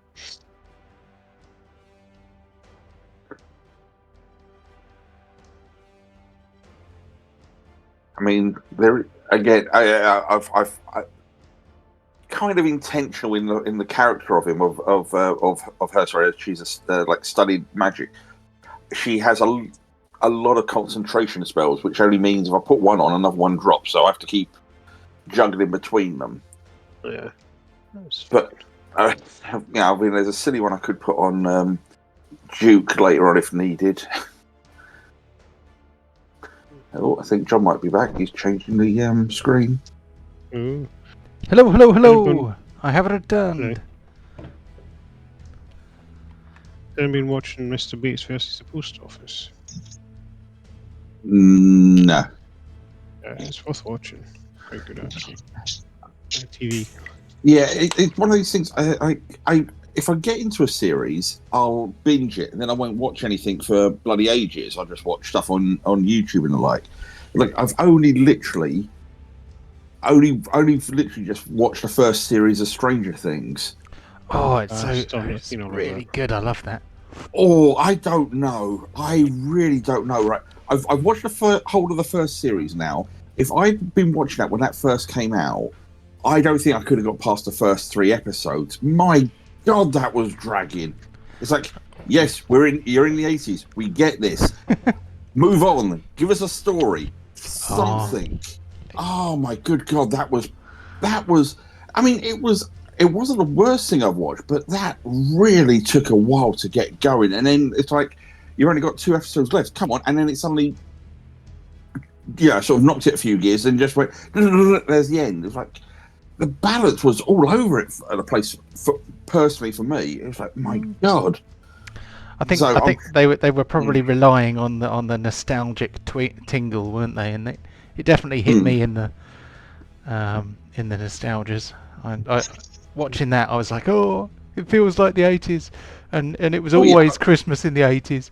It was like, oh, it's an Atari. It's like, oh God, yes, I remember that, and all that kind of stuff. Yeah, but I mean, it hasn't grabbed me enough to even go, shall I watch the second series? It was okay, but I'm not.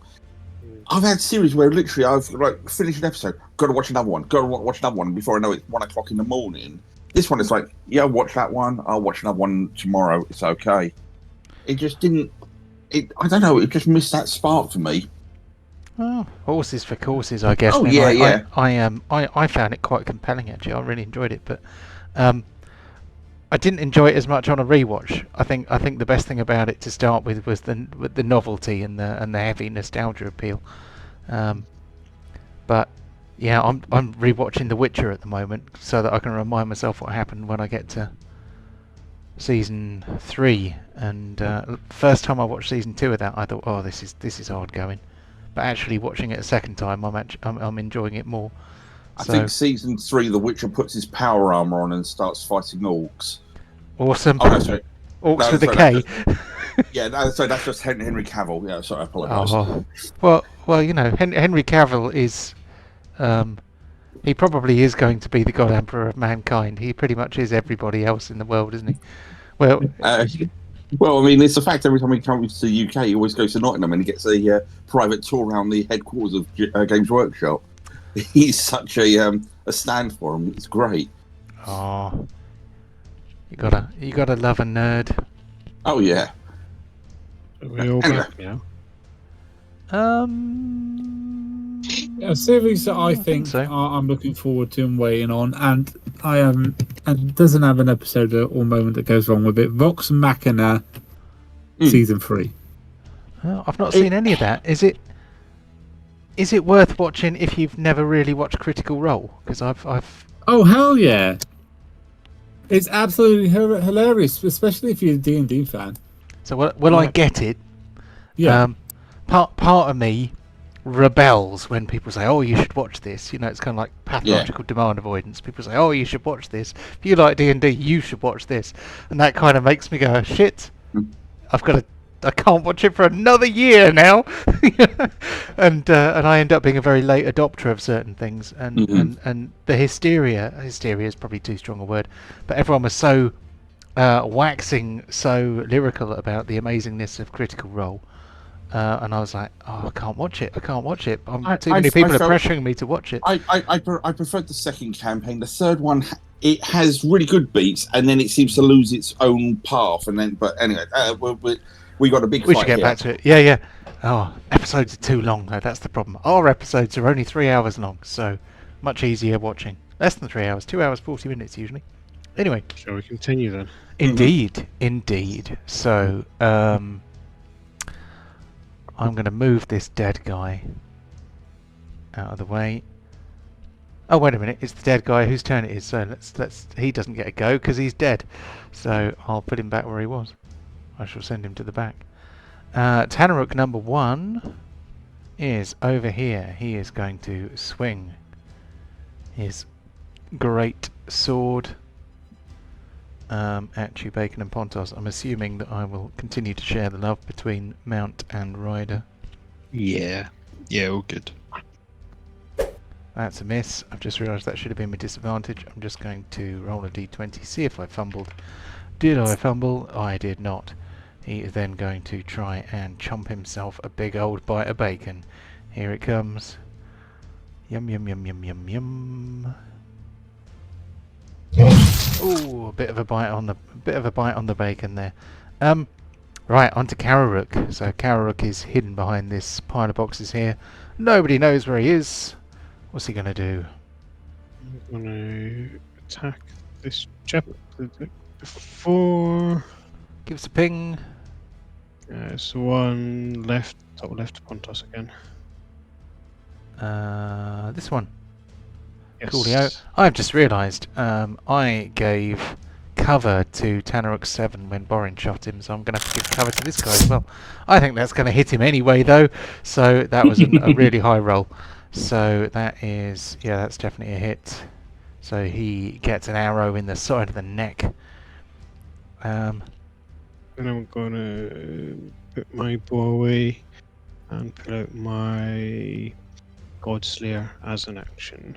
And that's me done, I think. So what you can drop your bow on the floor as a free action, and you can draw your weapon. Yes, as I'll draw my bow. Yeah, and say to our new person, Duke, who I've not met yet, I say, watch my bow, Yorl, watch that bow. It's both new to me. Anything happens to that bow, you're dead. Cool. So you've got the Godslayer in your hand now. Yep, and I'm running up here. I'm going to see if I can hide in the shadows by the stairwell, I guess. Have you still got... I do have Fear of the World as well, mind. That's true. So free action, interact with an object, action, and yeah, you still have a bonus action, so you can hide. Give us a stealth roll.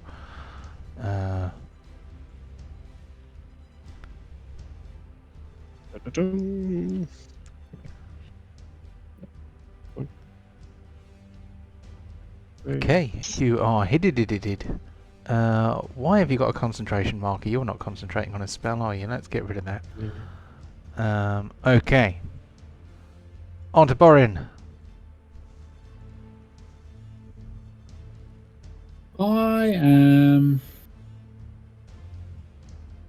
Just realised you're not technically blooded anymore, so I'll put your other token marker on. There we go. I am going to put my crossbow onto this crate, pick up my battle axe, and walk straight to this guy. Okay, so battle axe is picked up. Oops, heavy crossbow is dropped. So let's pop it on the map. There it is. It's on the crate. You rush in for smackery.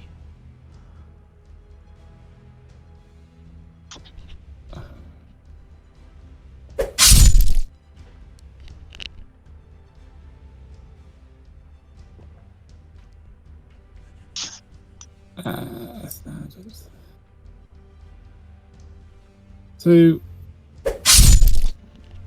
Oh, 5 points back that time. 4th. And number 3.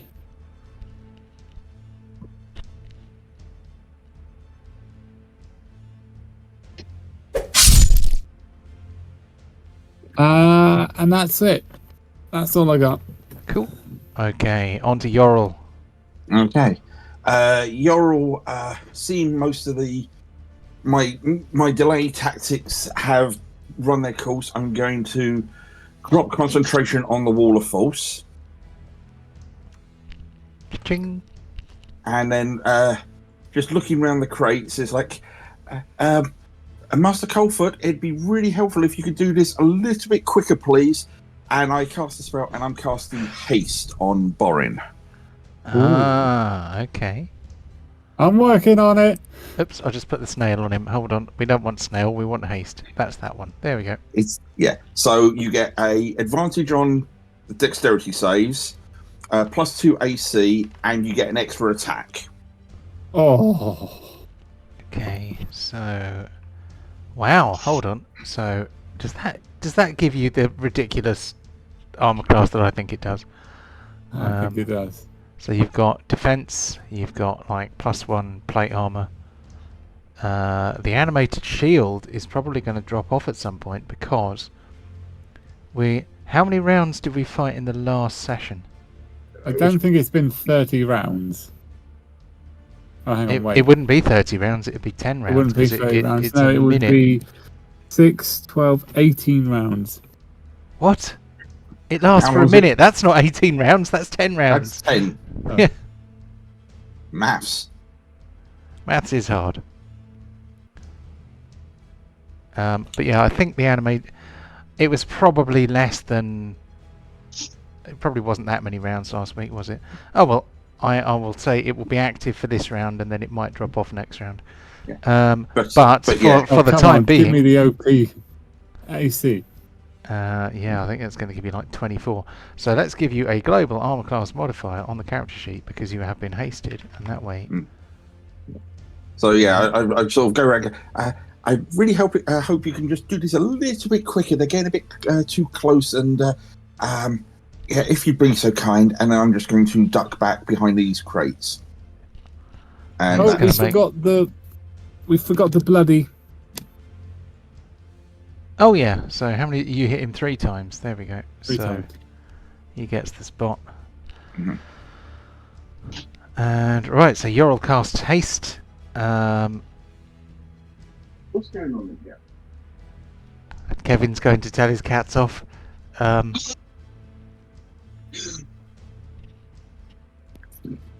anything Sorry, my cats were just playing silly buggers. No, that is me done. That's everything. Okay, brilliant. Thank you. So this guy here, he is going to swing his greatsword at Pontos, try and pick him out of the saddle.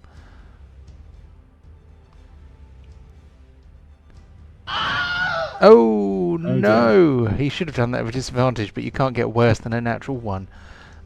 Roll your damage as if you had hit the target and apply it to yourself. So, Womp womp.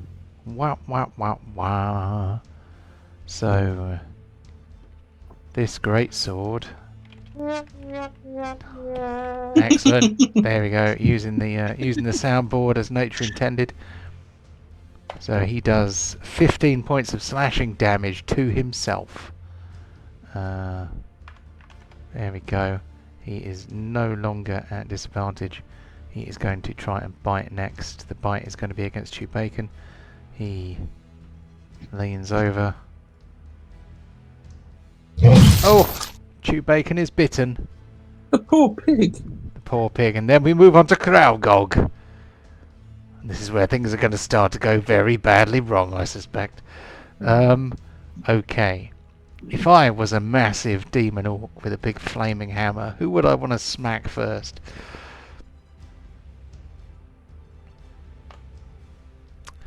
So, I have removed the dead.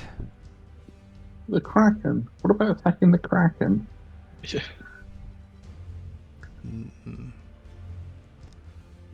So, he might go down the steps. He's quite a big chap. He might just jump onto the deck. Or he might just...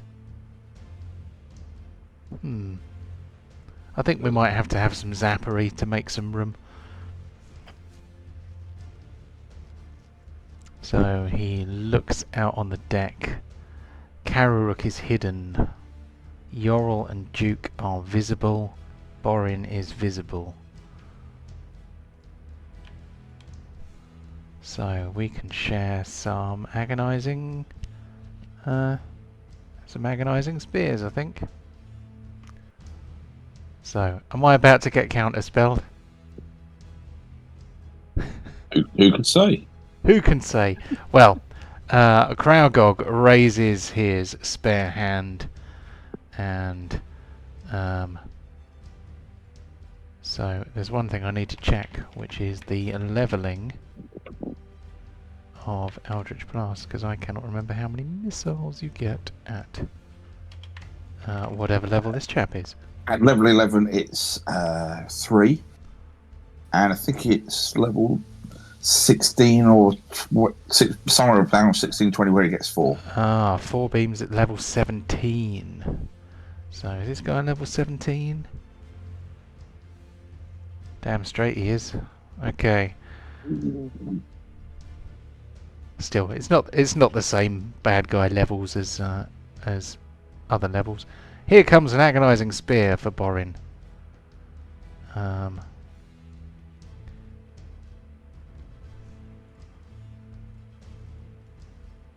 not counterspelling.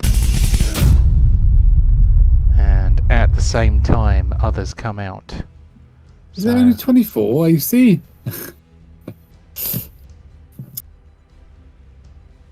So 24 AC still gets hit.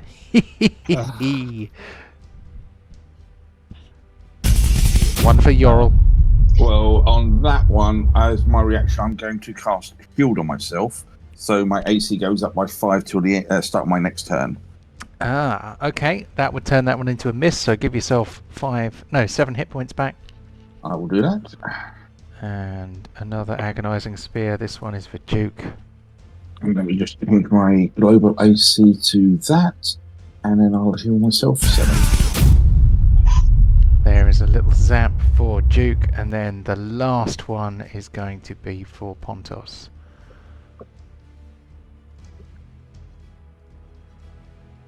There we go. Oh, he misses Pontos though. Okay, the Tanarukk Lord. He doesn't know that the invisible thing has gone. He is going to... He's seen these guys manage to get on, so he's going to kind of come over here, slightly hesitant. He's going to try and line himself up. And charge onto the deck. He lands none too gracefully. That's all he can do because he has no action left with which to move. Excuse me. We move on to Tanarukk number 5, please. Who is going to rush over to Duke and Yorl? He gets to Duke first. So, swing of the greatsword with disadvantage.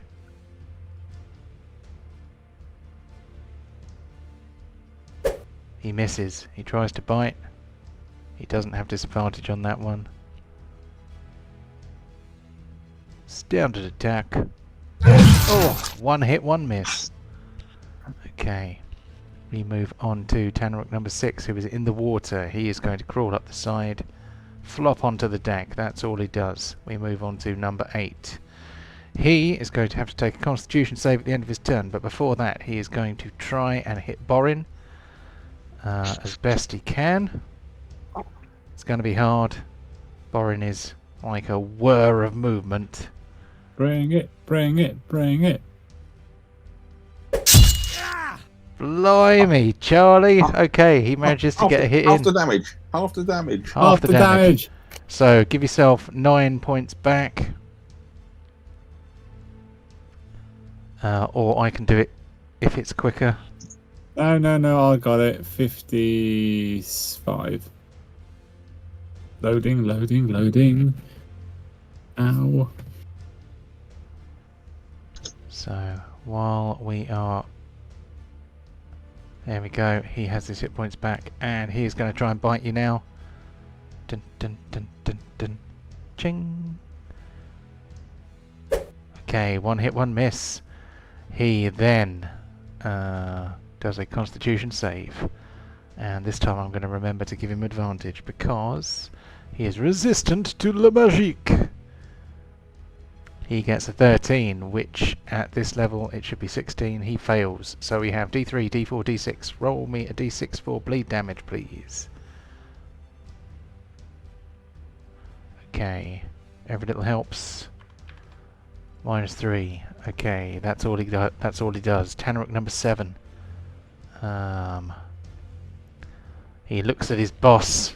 He looks at Pontos and Bacon and his friends, and he decides to walk down the stairs,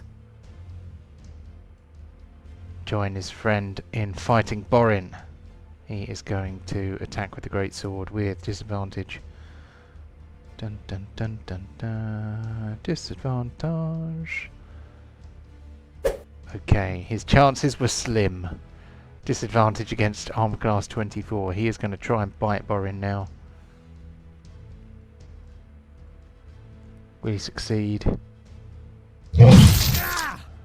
He gets a little bite in. That was a natural 19. Halve it. Yeah, so you get 7 back. Michael, for God's sake, remember the rage. I do remember the rage. You said it before I did. Oh, I have 2 visitors on my website. That's nice. They'll ring me up tomorrow, telling me how they can make my website better. That's basically what my website does. Everyone was mocking me taking this, but proving its worth. Would have died 2 times over by now. Yeah, it's actually...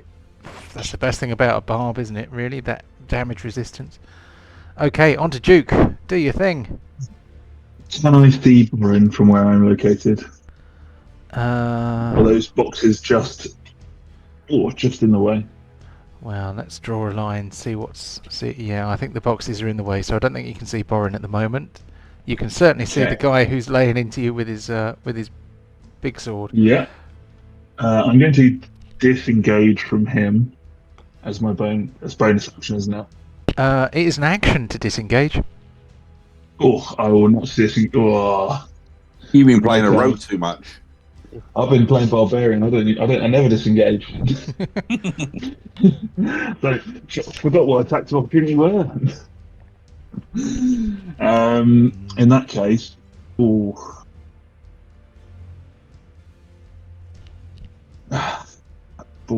That slightly changes what I need to do. I am going to cast Hypnotic Pattern. Oh, okay. I'm hoping this will do a little ping. It did not. How do I ping? Sorry. Hold down the left mouse button on the thing you want to ping. In this area here. I'm not very familiar with that spell. Hypnotic Pattern, a 30-foot cube within range of that ping, basically. Wow, okay. Oh, So is I this think going to pretty make me much- sad? You create a twisting pattern of colours that weaves through the air inside a 30-foot cube of range.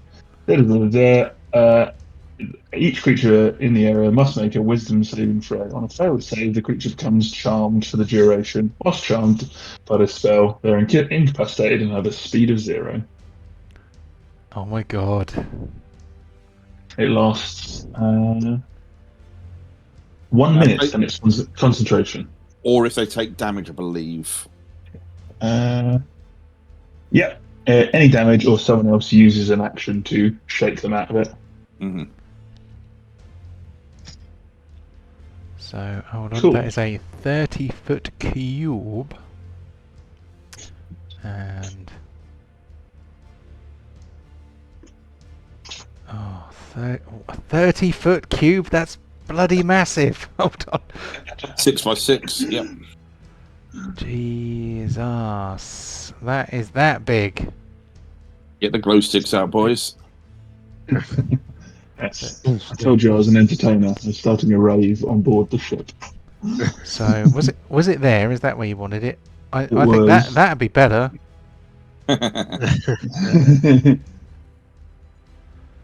Yes. So we do it. Center of it.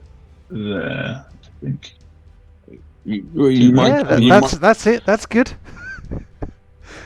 Friendly And fire is the funniest fire. Covering the box. Sorry? Hang on. Just first I'm using it, so. Right. Oh shit! Yeah, no, you're completely right. Yep. So further down. There we go. Just just like there, that. exactly there. Yeah. Yeah. Mostly on myself, actually. Let's go with something like that, I think. There. One, yeah, there is perfect. Okay. So how does that stay? 30-foot cube within range. It's bloody massive. Concentration up to 1 minute. So let's put the concentration marker on you to remind us that you are concentrating. Create a twisting pattern of colours. Let's move that to the back so that we can see the tokens on top of it. The pattern appears for a moment and vanishes. Each creature in the area who sees the pattern must make a wisdom saving throw. On a failed save, the creature becomes charmed for the duration. While charmed by this spell, the creature is incapacitated and has a speed of 0. The spell ends if they take damage or if someone else uses an action to shake them out of their stupor. Okay. It's going very disco. So Tanarukks are magic resistant, so they're going to have advantage on their saves, I'm afraid. So this is Growlgog. Let's see if he gets hypnotized.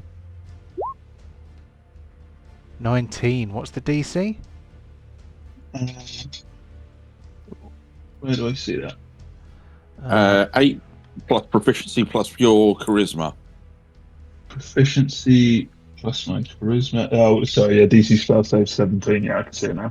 17. So close. Okay, these other guys though, how are they going to do? So let's try Tanarukk 1. Saving throw, Wisdom.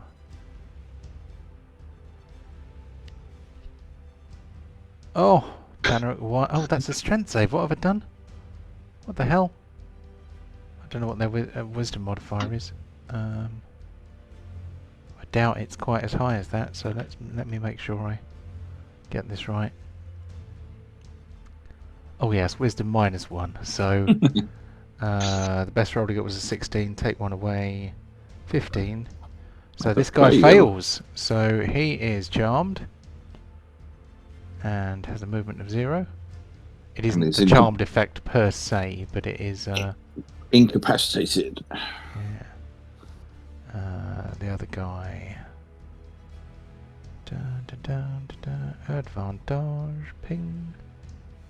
Okay, so both of the Tanarukks that are fighting Pontos have been charmed by your spell. They have a movement of 0.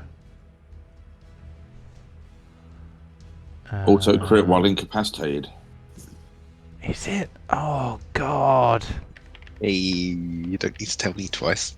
Condition incapacitated.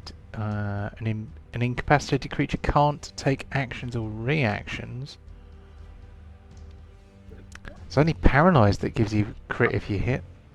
Okay, fair enough. I was hoping But it incapacitated is way bad enough because they cannot take actions or reactions. They are, however, going to potentially lose that effect if they take a hit. Right, so Duke has cast that spell. What spell was that? What level was that? That is a level Hypnotic 3 spell. Pattern.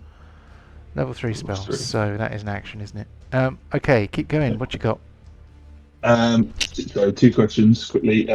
Concentrated. I've not been concentrated in a game before. What does that entail? I can't use actions next turn, or Concentration means that for the amount of time it says, which I think was a minute. a minute. Yeah. Concentration means that you cannot cast another concentration spell unless you want to end this one. Yep. Also, if you take damage while you're concentrating, you will have to take a Constitution save, which will either be a DC of 10, so even odds, slightly better than even odds, or half the damage taken, whichever is higher. So if you take a really hearty smack, you might have a higher than DC 10 save to make to hold concentration. If you fail the Constitution save when you're testing your concentration, the spell automatically drops. So basically, if you get knocked about while you're concentrating on the spell, you might lose your concentration. That's pretty much it, I think. Mm-hmm. Thank you. And then the other quick question: can I cast stuff like Healing Word on self? On self, yes, I think so. So you... It's just a creature of my choice that I can see. Yeah, within range. Yeah. Within range, yeah. Cool. So That's a healing... bonus action, so... It is a bonus action, but one of the spells you cast has to be a cantrip if you're going to cast 2 spells in a turn. So Cool. I don't think Healing Word is a cantrip. I think it's a level 1 spell. So It's a level 1 spell, that's fine. yeah. In that case, I am out of stuff I can do. Very well. Okay, on to Pontos in that case. So there's a big disco happening right in front of you. Yeah. Jamming along. Does that mean I can walk around them and they can't attack of opportunity me? Correct. Pretty much, they don't get actions or reactions, and attacks of opportunity are reactions. Okay. Well, just don't drop what you're doing, Luke, or I am completely fucked. Can I get round these guys? Would Chew Bacon fit through here? So I seem to remember that the rules mean that a large creature can fit through a 5-foot gap. Okay. All right. So you Well, could go around. Are you going to go and fight the dude? Yeah.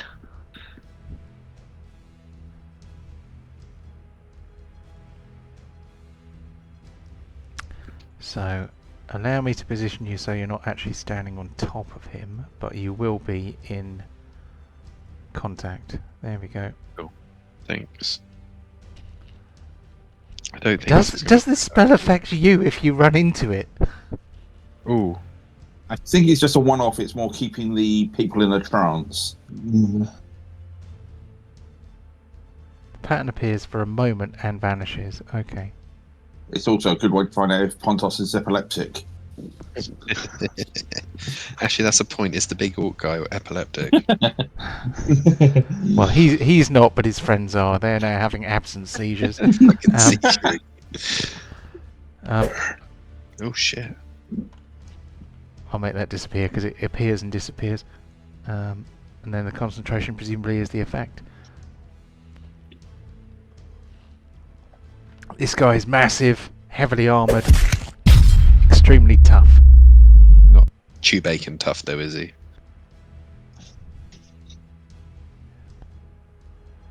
Oh. Pig is on fire today. Whoa. This pig is on fire. Bacon jam. Oh, it's funny because there's more than one meaning for the word jam.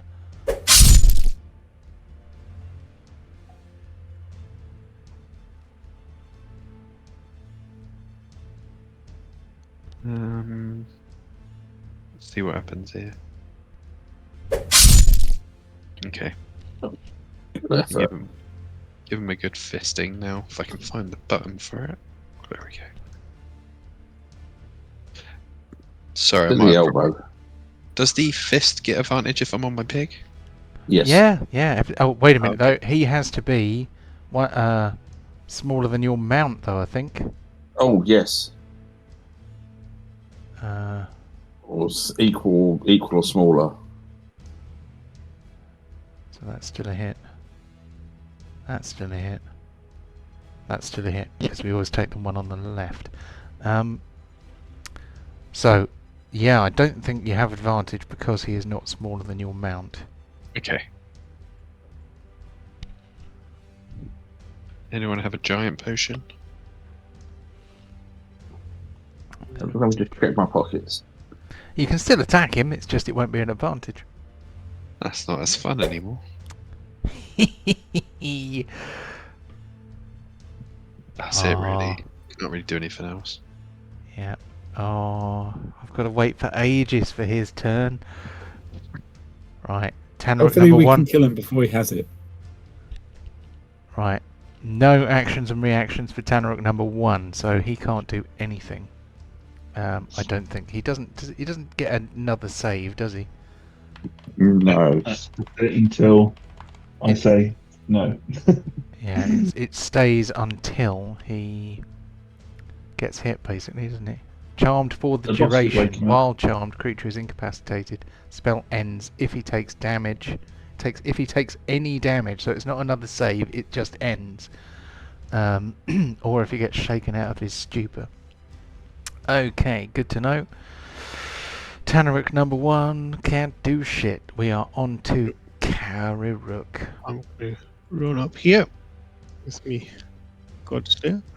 I'm going to hit the big ginormous fella. Sneak attack. Yes. So I get advantage as Pontos is beside me. No, that gives you sneak attack. Doesn't give you advantage. Target size, how big is he? He is huge. There you go. Boom, boom, boom, boom, boom, boom. And it's Oh, a miss. Oh. Okay. Do you know what I completely forgot about? I So, forgot about his reaction during Pontos' turn. Do you know what that means? That means Kararukk's getting it. Oh, wait a minute. Does it have to be a Well- hit? No, it has to be a hit. Oh. Oh. Jeez. Yeah. In response to you being hit by a melee attack. Oh, I missed the boat there. Okay. Oh, so Anything else from Tanarukk? disengage and run over here. Oh.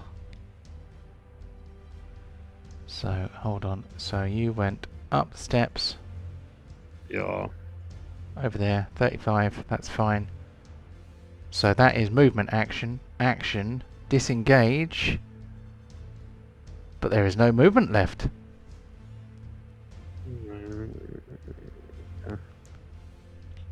I'll stay where I am then and not disengage. Damn it. I was thinking, he can use his bonus action to dash. But take an attack of opportunity. Yeah, no, I'm not going to take that. I think I'd die. Don't want to die. Oh, Right, yeah. no one wants to be hit by my big dude. It's not fair. Okay, on to Borin. So, what does haste do Just again? keep hitting, just keep swinging, swinging, just keep swinging, swinging, swinging. That's good. Okay. Oh, wait a minute. You get an additional action. But it actually says on That action can only be used to only take people. the attack, one weapon attack only. Right, okay. So Yeah. basically that gives you one extra go with your axe each turn. Up to 4. Mm-hmm.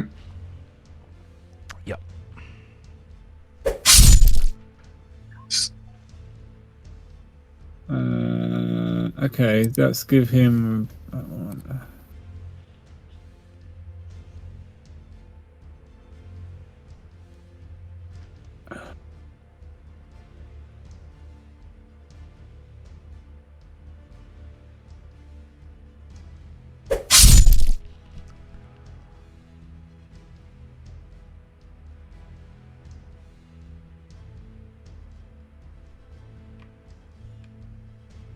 It'd be really nice if you could kill him anytime soon, Mr. Coldfoot.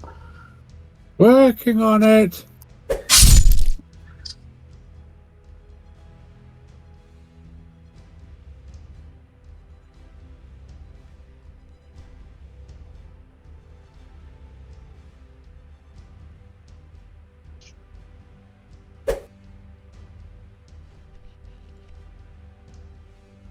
Okay, so that is 2 for the top, bloodied for him, and another 1 for the lower one. Hold on. That's 4. Yeah. Oh, hold on. I thought you meant more coming. We had exactly the same thing last week. Okay. So No. that's all 4. I missed okay. the last one. Took 9 damage. Cool. The way you said it made me think that you were about to do more attacks. Sorry. No. Okay. Is he going to move at all, or is he staying where he is? No, he's where he is. Cool. On to Yorl. Well, hang on. But bleeding damage. Bleed. Ah, okay. So 2 for the top, 2 for the bottom, was that? 2 for the top, 1 for the bottom. 2 for the top, 1 for the bottom. Okay, there we go. Thank you for reminding me. All right. And that goes up to 4. So, Brooch of the Bloody Rose doing some lifting now. On to Yorl. Right. Okay, I'm going to leap onto my flying carpet and just get some distance because these orcs are getting far too close. And then,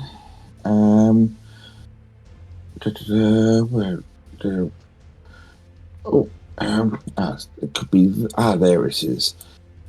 Right. Right. Oh, blimey.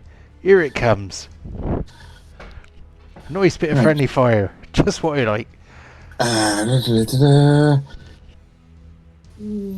think. Can I squeeze? I can't get the. Can't get all 3 of them in, unfortunately, without doing a bit of friendly fire.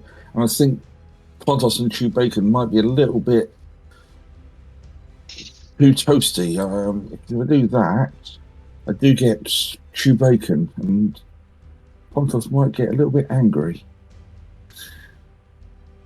I'll just go up 1. Yeah, I'll do that. Or the untouched group on the left?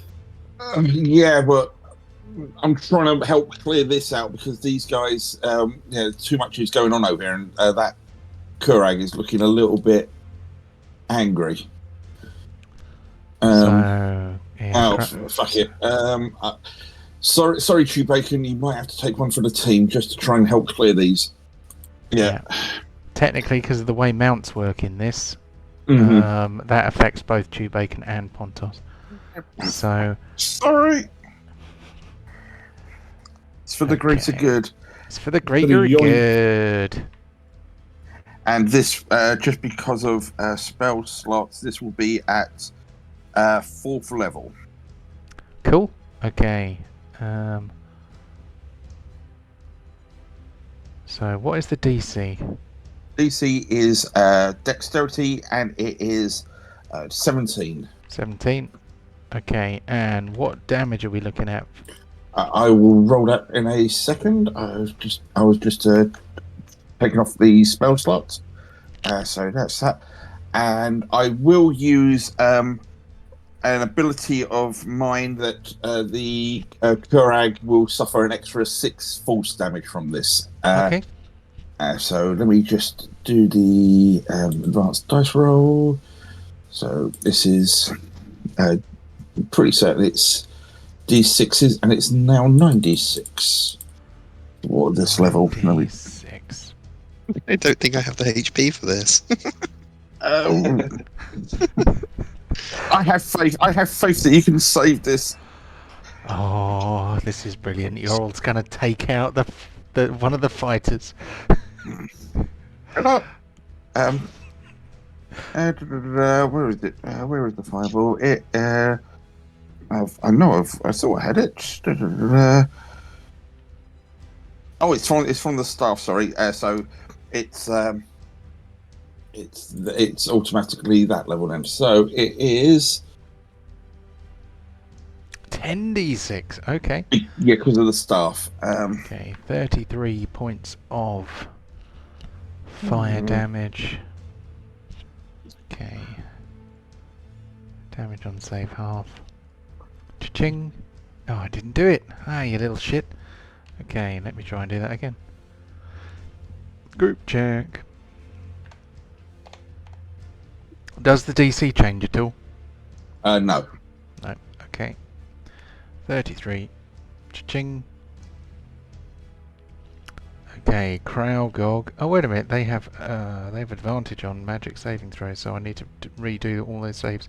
Tanarukk number 8 passes, so he takes half of that, which is going to be 16. Mm-hmm.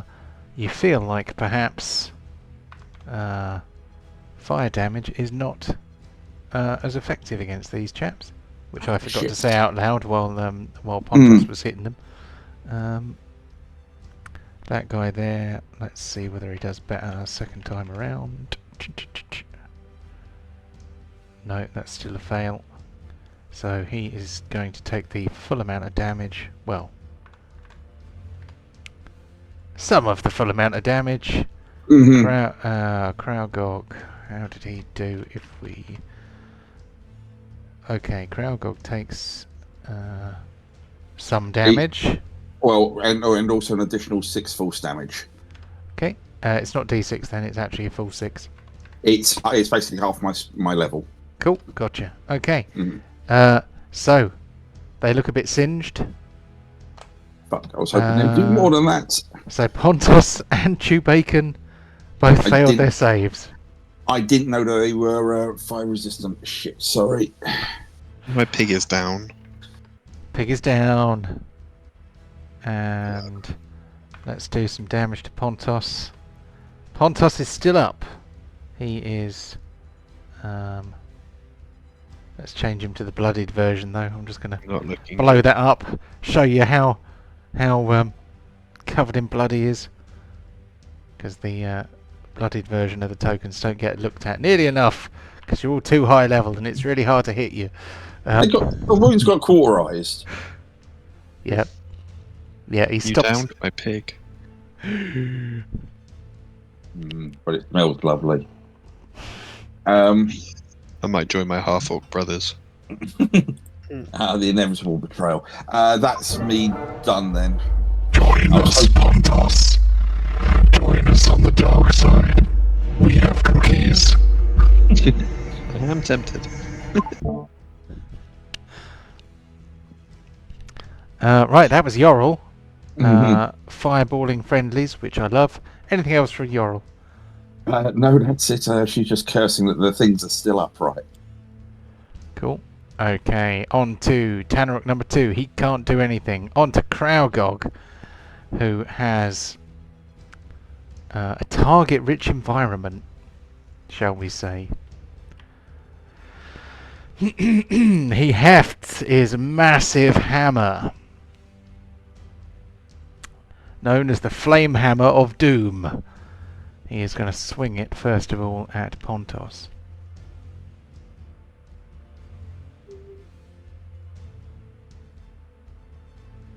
Ooh, one or two-handed. Let's go one-handed. Leaving the other hand free for magic chicanery. Jesus my Christ. 40 fuck! Holy shit! Well, I'm on very little HP now. So Pontos is knocked down. Kraugog then turns the flame hammer on Tanarukk. Tries to bring it down on top of his skull. Will he succeed? Oh, he knocks down Tanarukk as well. Kraugog laughs evilly. Yeah, I'll do uncanny dodge on that, I think. Could be a good idea. 43. Gosh. So because I've dodged it, does that mean I'm not prone as well? I don't think it undoes any other effects. An evil DM might even argue that if you were prone you wouldn't be able to do an uncanny dodge, but I'm not that GM. I am just going to look it up and see whether it does anything else. Starting at 5th level, attacker that you can see hits you with an attack, you can use your reaction to halve the attack's damage against you. It doesn't say anything about additional effects. So, I think you just get hurt a bit less, but you still get knocked over. So, did my guys take any damage from that fight, or did they dodge it? They took damage. Oh, okay. That was just like, I thought that would have killed them. So was I. I didn't realise they were resistant. They got halved and halved again. Well, yeah. Well, one got halved and one got halved and halved again. Yeah. I didn't realise, so sorry. I was hoping to clear them out.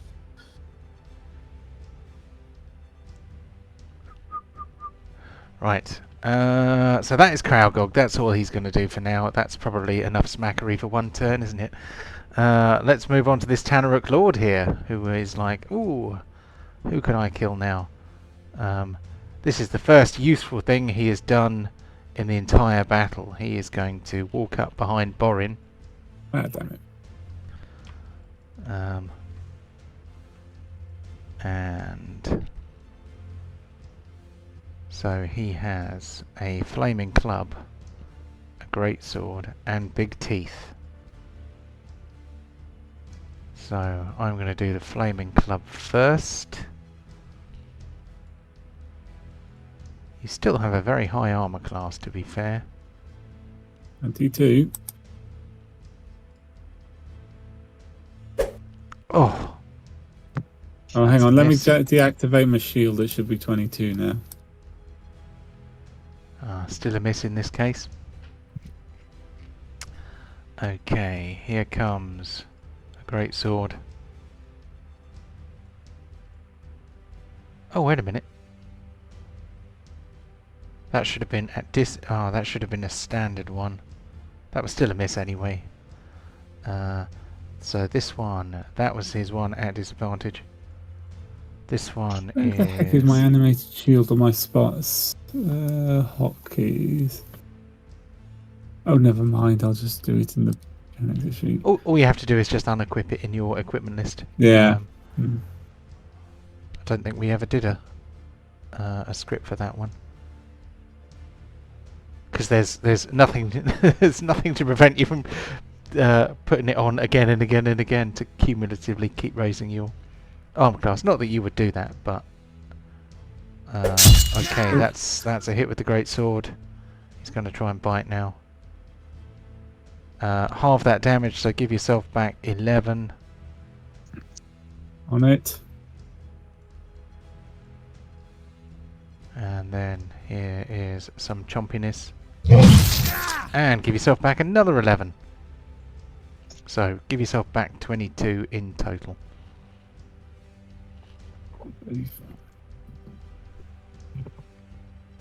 Okay. Oh, I'm feeling very bad for Duke here, who is on his own against a big nasty fellow. I'm going to use my reaction of cutting words against him, first of all. Whatever he's doing. Whatever he's doing? Okay, how does cutting words work? I don't know that one. I use I expend one of my bardic inspiration die against him, and basically uses it as a anti-bardic inspiration on him. Oh, effectively. Okay. So it's a minus, yeah, okay. Yeah, So minus minus D10. D10. Cool. At 3rd level, you learn how to use your wit to distract, confuse, and otherwise sap the confidence and competence of others. When a creature that you can see within 60 feet of you makes an attack roll, an ability check, or a damage roll, you can use your reaction to expend one of your uses of Bardic Inspiration. Rolling a Bardic Inspiration die and subtracting the number rolled from the creature's roll. Very good. I don't think that's ever come up before. But then we've never had a bard in this campaign before, have we? So... okay, so he is going to try and hit you, but he might miss. So this is a standard attack hit bonus minus 1d10.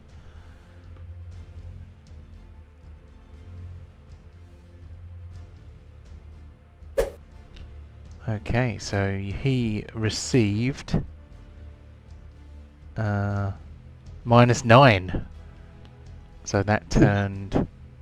that would still have been a miss, but better to be sure, eh? And then he's going to try and bite you.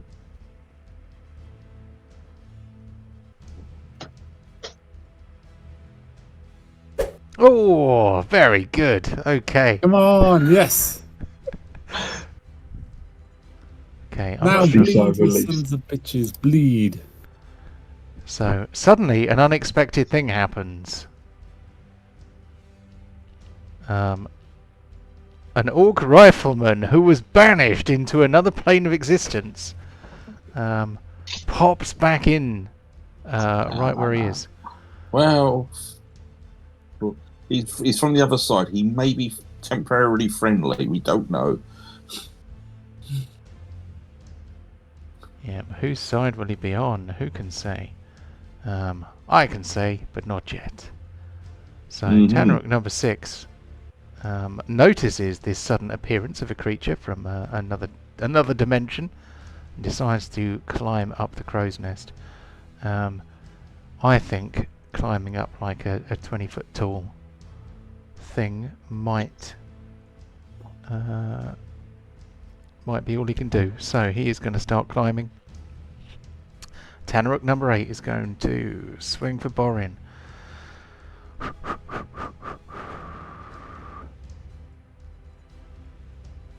And is he going to do it? Is he going to do it? Miss.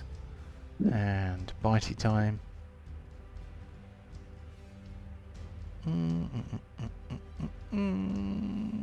Chomp. Oh, that's a hit. So you are going to get back 8.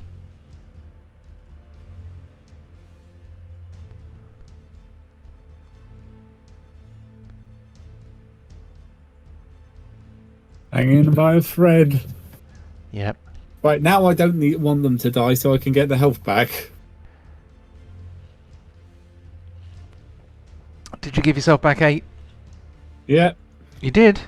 Ah, there we go. Yeah. Okay, I see it now. It was But taking a while. now is the bleed for that one. Yes, you're quite right. Okay, so we do a save.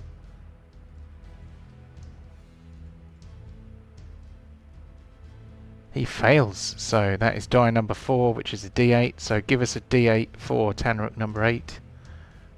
Full 8, there we go. So the deck of the ship is covered in Tanarukk blood. Everything stinks of sulfur. Yeah, the Tanarukks are beginning to go down. Their boss does not look even slightly phased, however. Tanarukk number 7 is going to try and hit you. He does not get a flanking bonus, so he is less likely to succeed. Okay, we got 1 miss. And...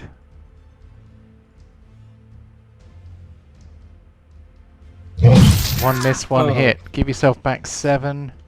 Oof.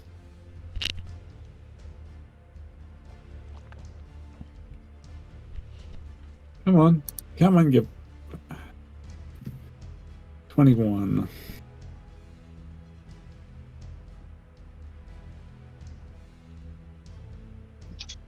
And that's all he's going to do, so I'm going to move on to Duke. Oh, bleed damage. Bleed damage, yes, quite right. Okay, here comes a con save. DC 15 this time. Oh, okay. Here on him, the bleed effect ends. Because he is such a tough bastard. So, on to Duke. So this game quite the fight now, and I must dig deep into my knowledge, and I cast mass cure wounds on all my allies I can see. Very nice. Including myself. So, let's have a quick look.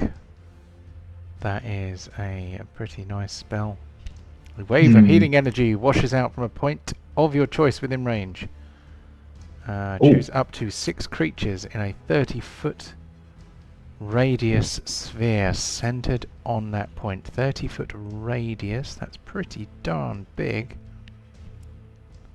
Each target regains hit points equal to 3d8 plus your spellcasting ability modifier. No effect on undead or constructs. And it does affect people of your choice, so it will not affect these guys unless you want to heal them. Cool. I'm going to cast it here. That will hit, I believe that hits all the friendlies that I want. If I cast it just here. Yeah, it looks like it. So, do I have a 30-foot radius thing? 1, 2, 3, 4, 6. Oh. I just love colours.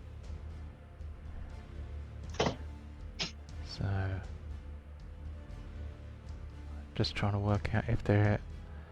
Yeah, so if you cast it there... Oh, it doesn't get Tanarukk if it's there. But if he gets Tanarukk, he doesn't get himself. It gets Pontos. It gets Chewbacca back on the ground, off the ground. True. Yeah. That is... And no offense, Tanarukk, but a giant boar is going to be more useful in the fight, and you haven't taken that much hits. Contentious. Fighting talk. I will cast it. I will cast it there. That's where you want it. I'm also going to slot this as a 6th level slot as well. Boom. Okay.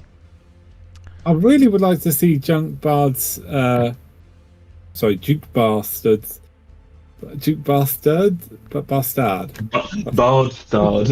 You've been playing rhymes with that one. His stats and character sheet.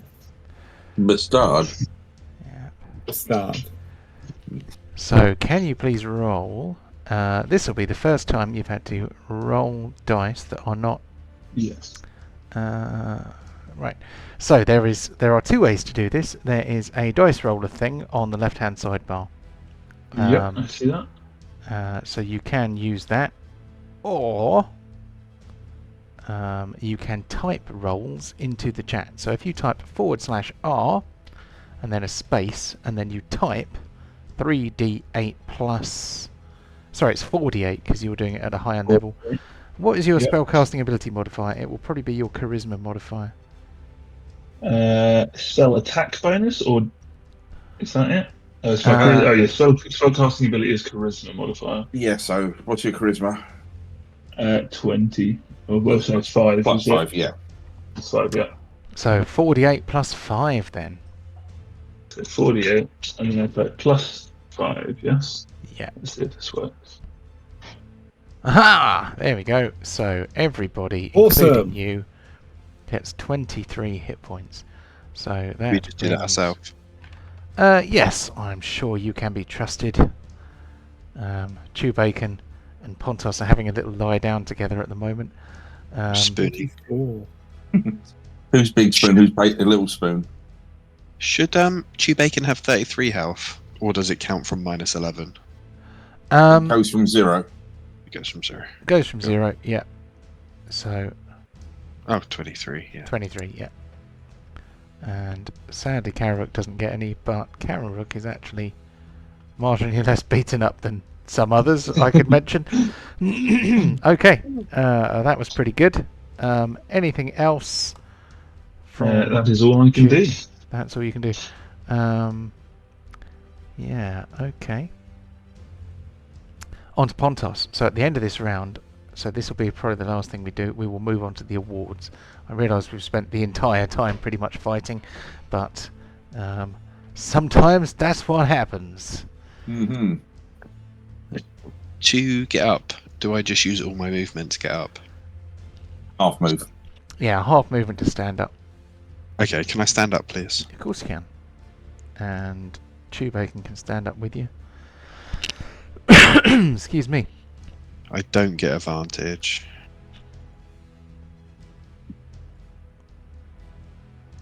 Oh, fuck you. Have you got an inspiration? No. Bardic Inspiration. Oh, no, I have the Bardic one, don't I? But Well, that won't change your one, though, unfortunately. no. Oh, it is what it is. Oh, how do I use the Bardic one? Do I just add... You click on A Bardic. D10? don't you? Yeah, so if you want to add it to your attack roll, there is a drop down when you are picking what you want to do with your attack. So if you pick Bardic yes, then it will automatically add a D10, and it will automatically remove it from your character. I have not got as far as scripting it the other way. Pontos is inspired. There we go.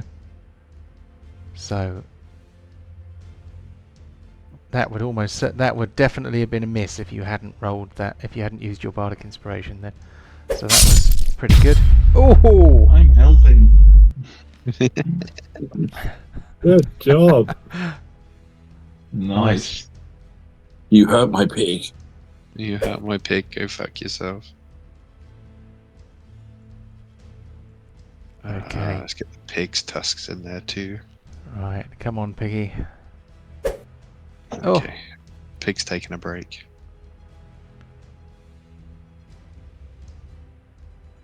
Come on, Mr. Pig. 14, 16, 18. Yeah. So Kraugog lives to fight another day. They're not even bloodied. No. He's not actually been hit that much, so he is... Excuse me, he is still in fairly good shape. So, we will begin next session from the top of the turn order, but for now, I am going to move us to the awards screen. And here it is. Then bedtime. Then bedtime. So, yes, I am very much looking forward to that. I've been up for a very long time today. Likewise. Yeah. So, as much fun as it is, sleep is required occasionally. So, I'm going to accidentally highlight all of those things and not know how to make them unhighlight. There we go. So, pause, restart. There we go. Pause. So, we have 10 awards to award. I am going to make Kevin and Luke invisible so that I can change pages over here without bad things happening. So, we have 10 awards to award, the first of which is first kill. So, who was the first person to kill something? From an attack, that was Pontos. Michael did kill something prior, but it was from Death from the Grave. Was that the first thing that died? Yes. Yeah. First kill was Death from the Grave. Oh, guys, I've got to go. Emily's crying. Oh, No okay. worries, mate. See you soon. Okay, no worries. Catch you later on. Cheers, mate. Catch you later. As well. So we are overrunning slightly today, but we did start a little bit late, so 'tis only fair. So first kill. So do we give first kill to Borin because it was his effect that first killed something, or do we make it a direct? Kill's a kill. A kill is a kill. Yeah, alright then. So if the first thing to die was that, then... Okay, kill of the week. Most exciting murderousness. There's only about two or three things dead, isn't there? Pontos, I think probably kill of the week. You could argue that guy that just came out of the water and then just probably fell on the deck and died. Wow, that that was the didn't want kill to from the bury grave at as sea, well, that's wasn't why. it? So That was So first kill of the week, both to Borin. How about Yoink, otherwise known as the Kill Stealing Award? You got close, but I don't think that actually happened. No, I don't think it did this time. Okay, no kill stealing this week then. Kill from the grave. Well, Borin gets that.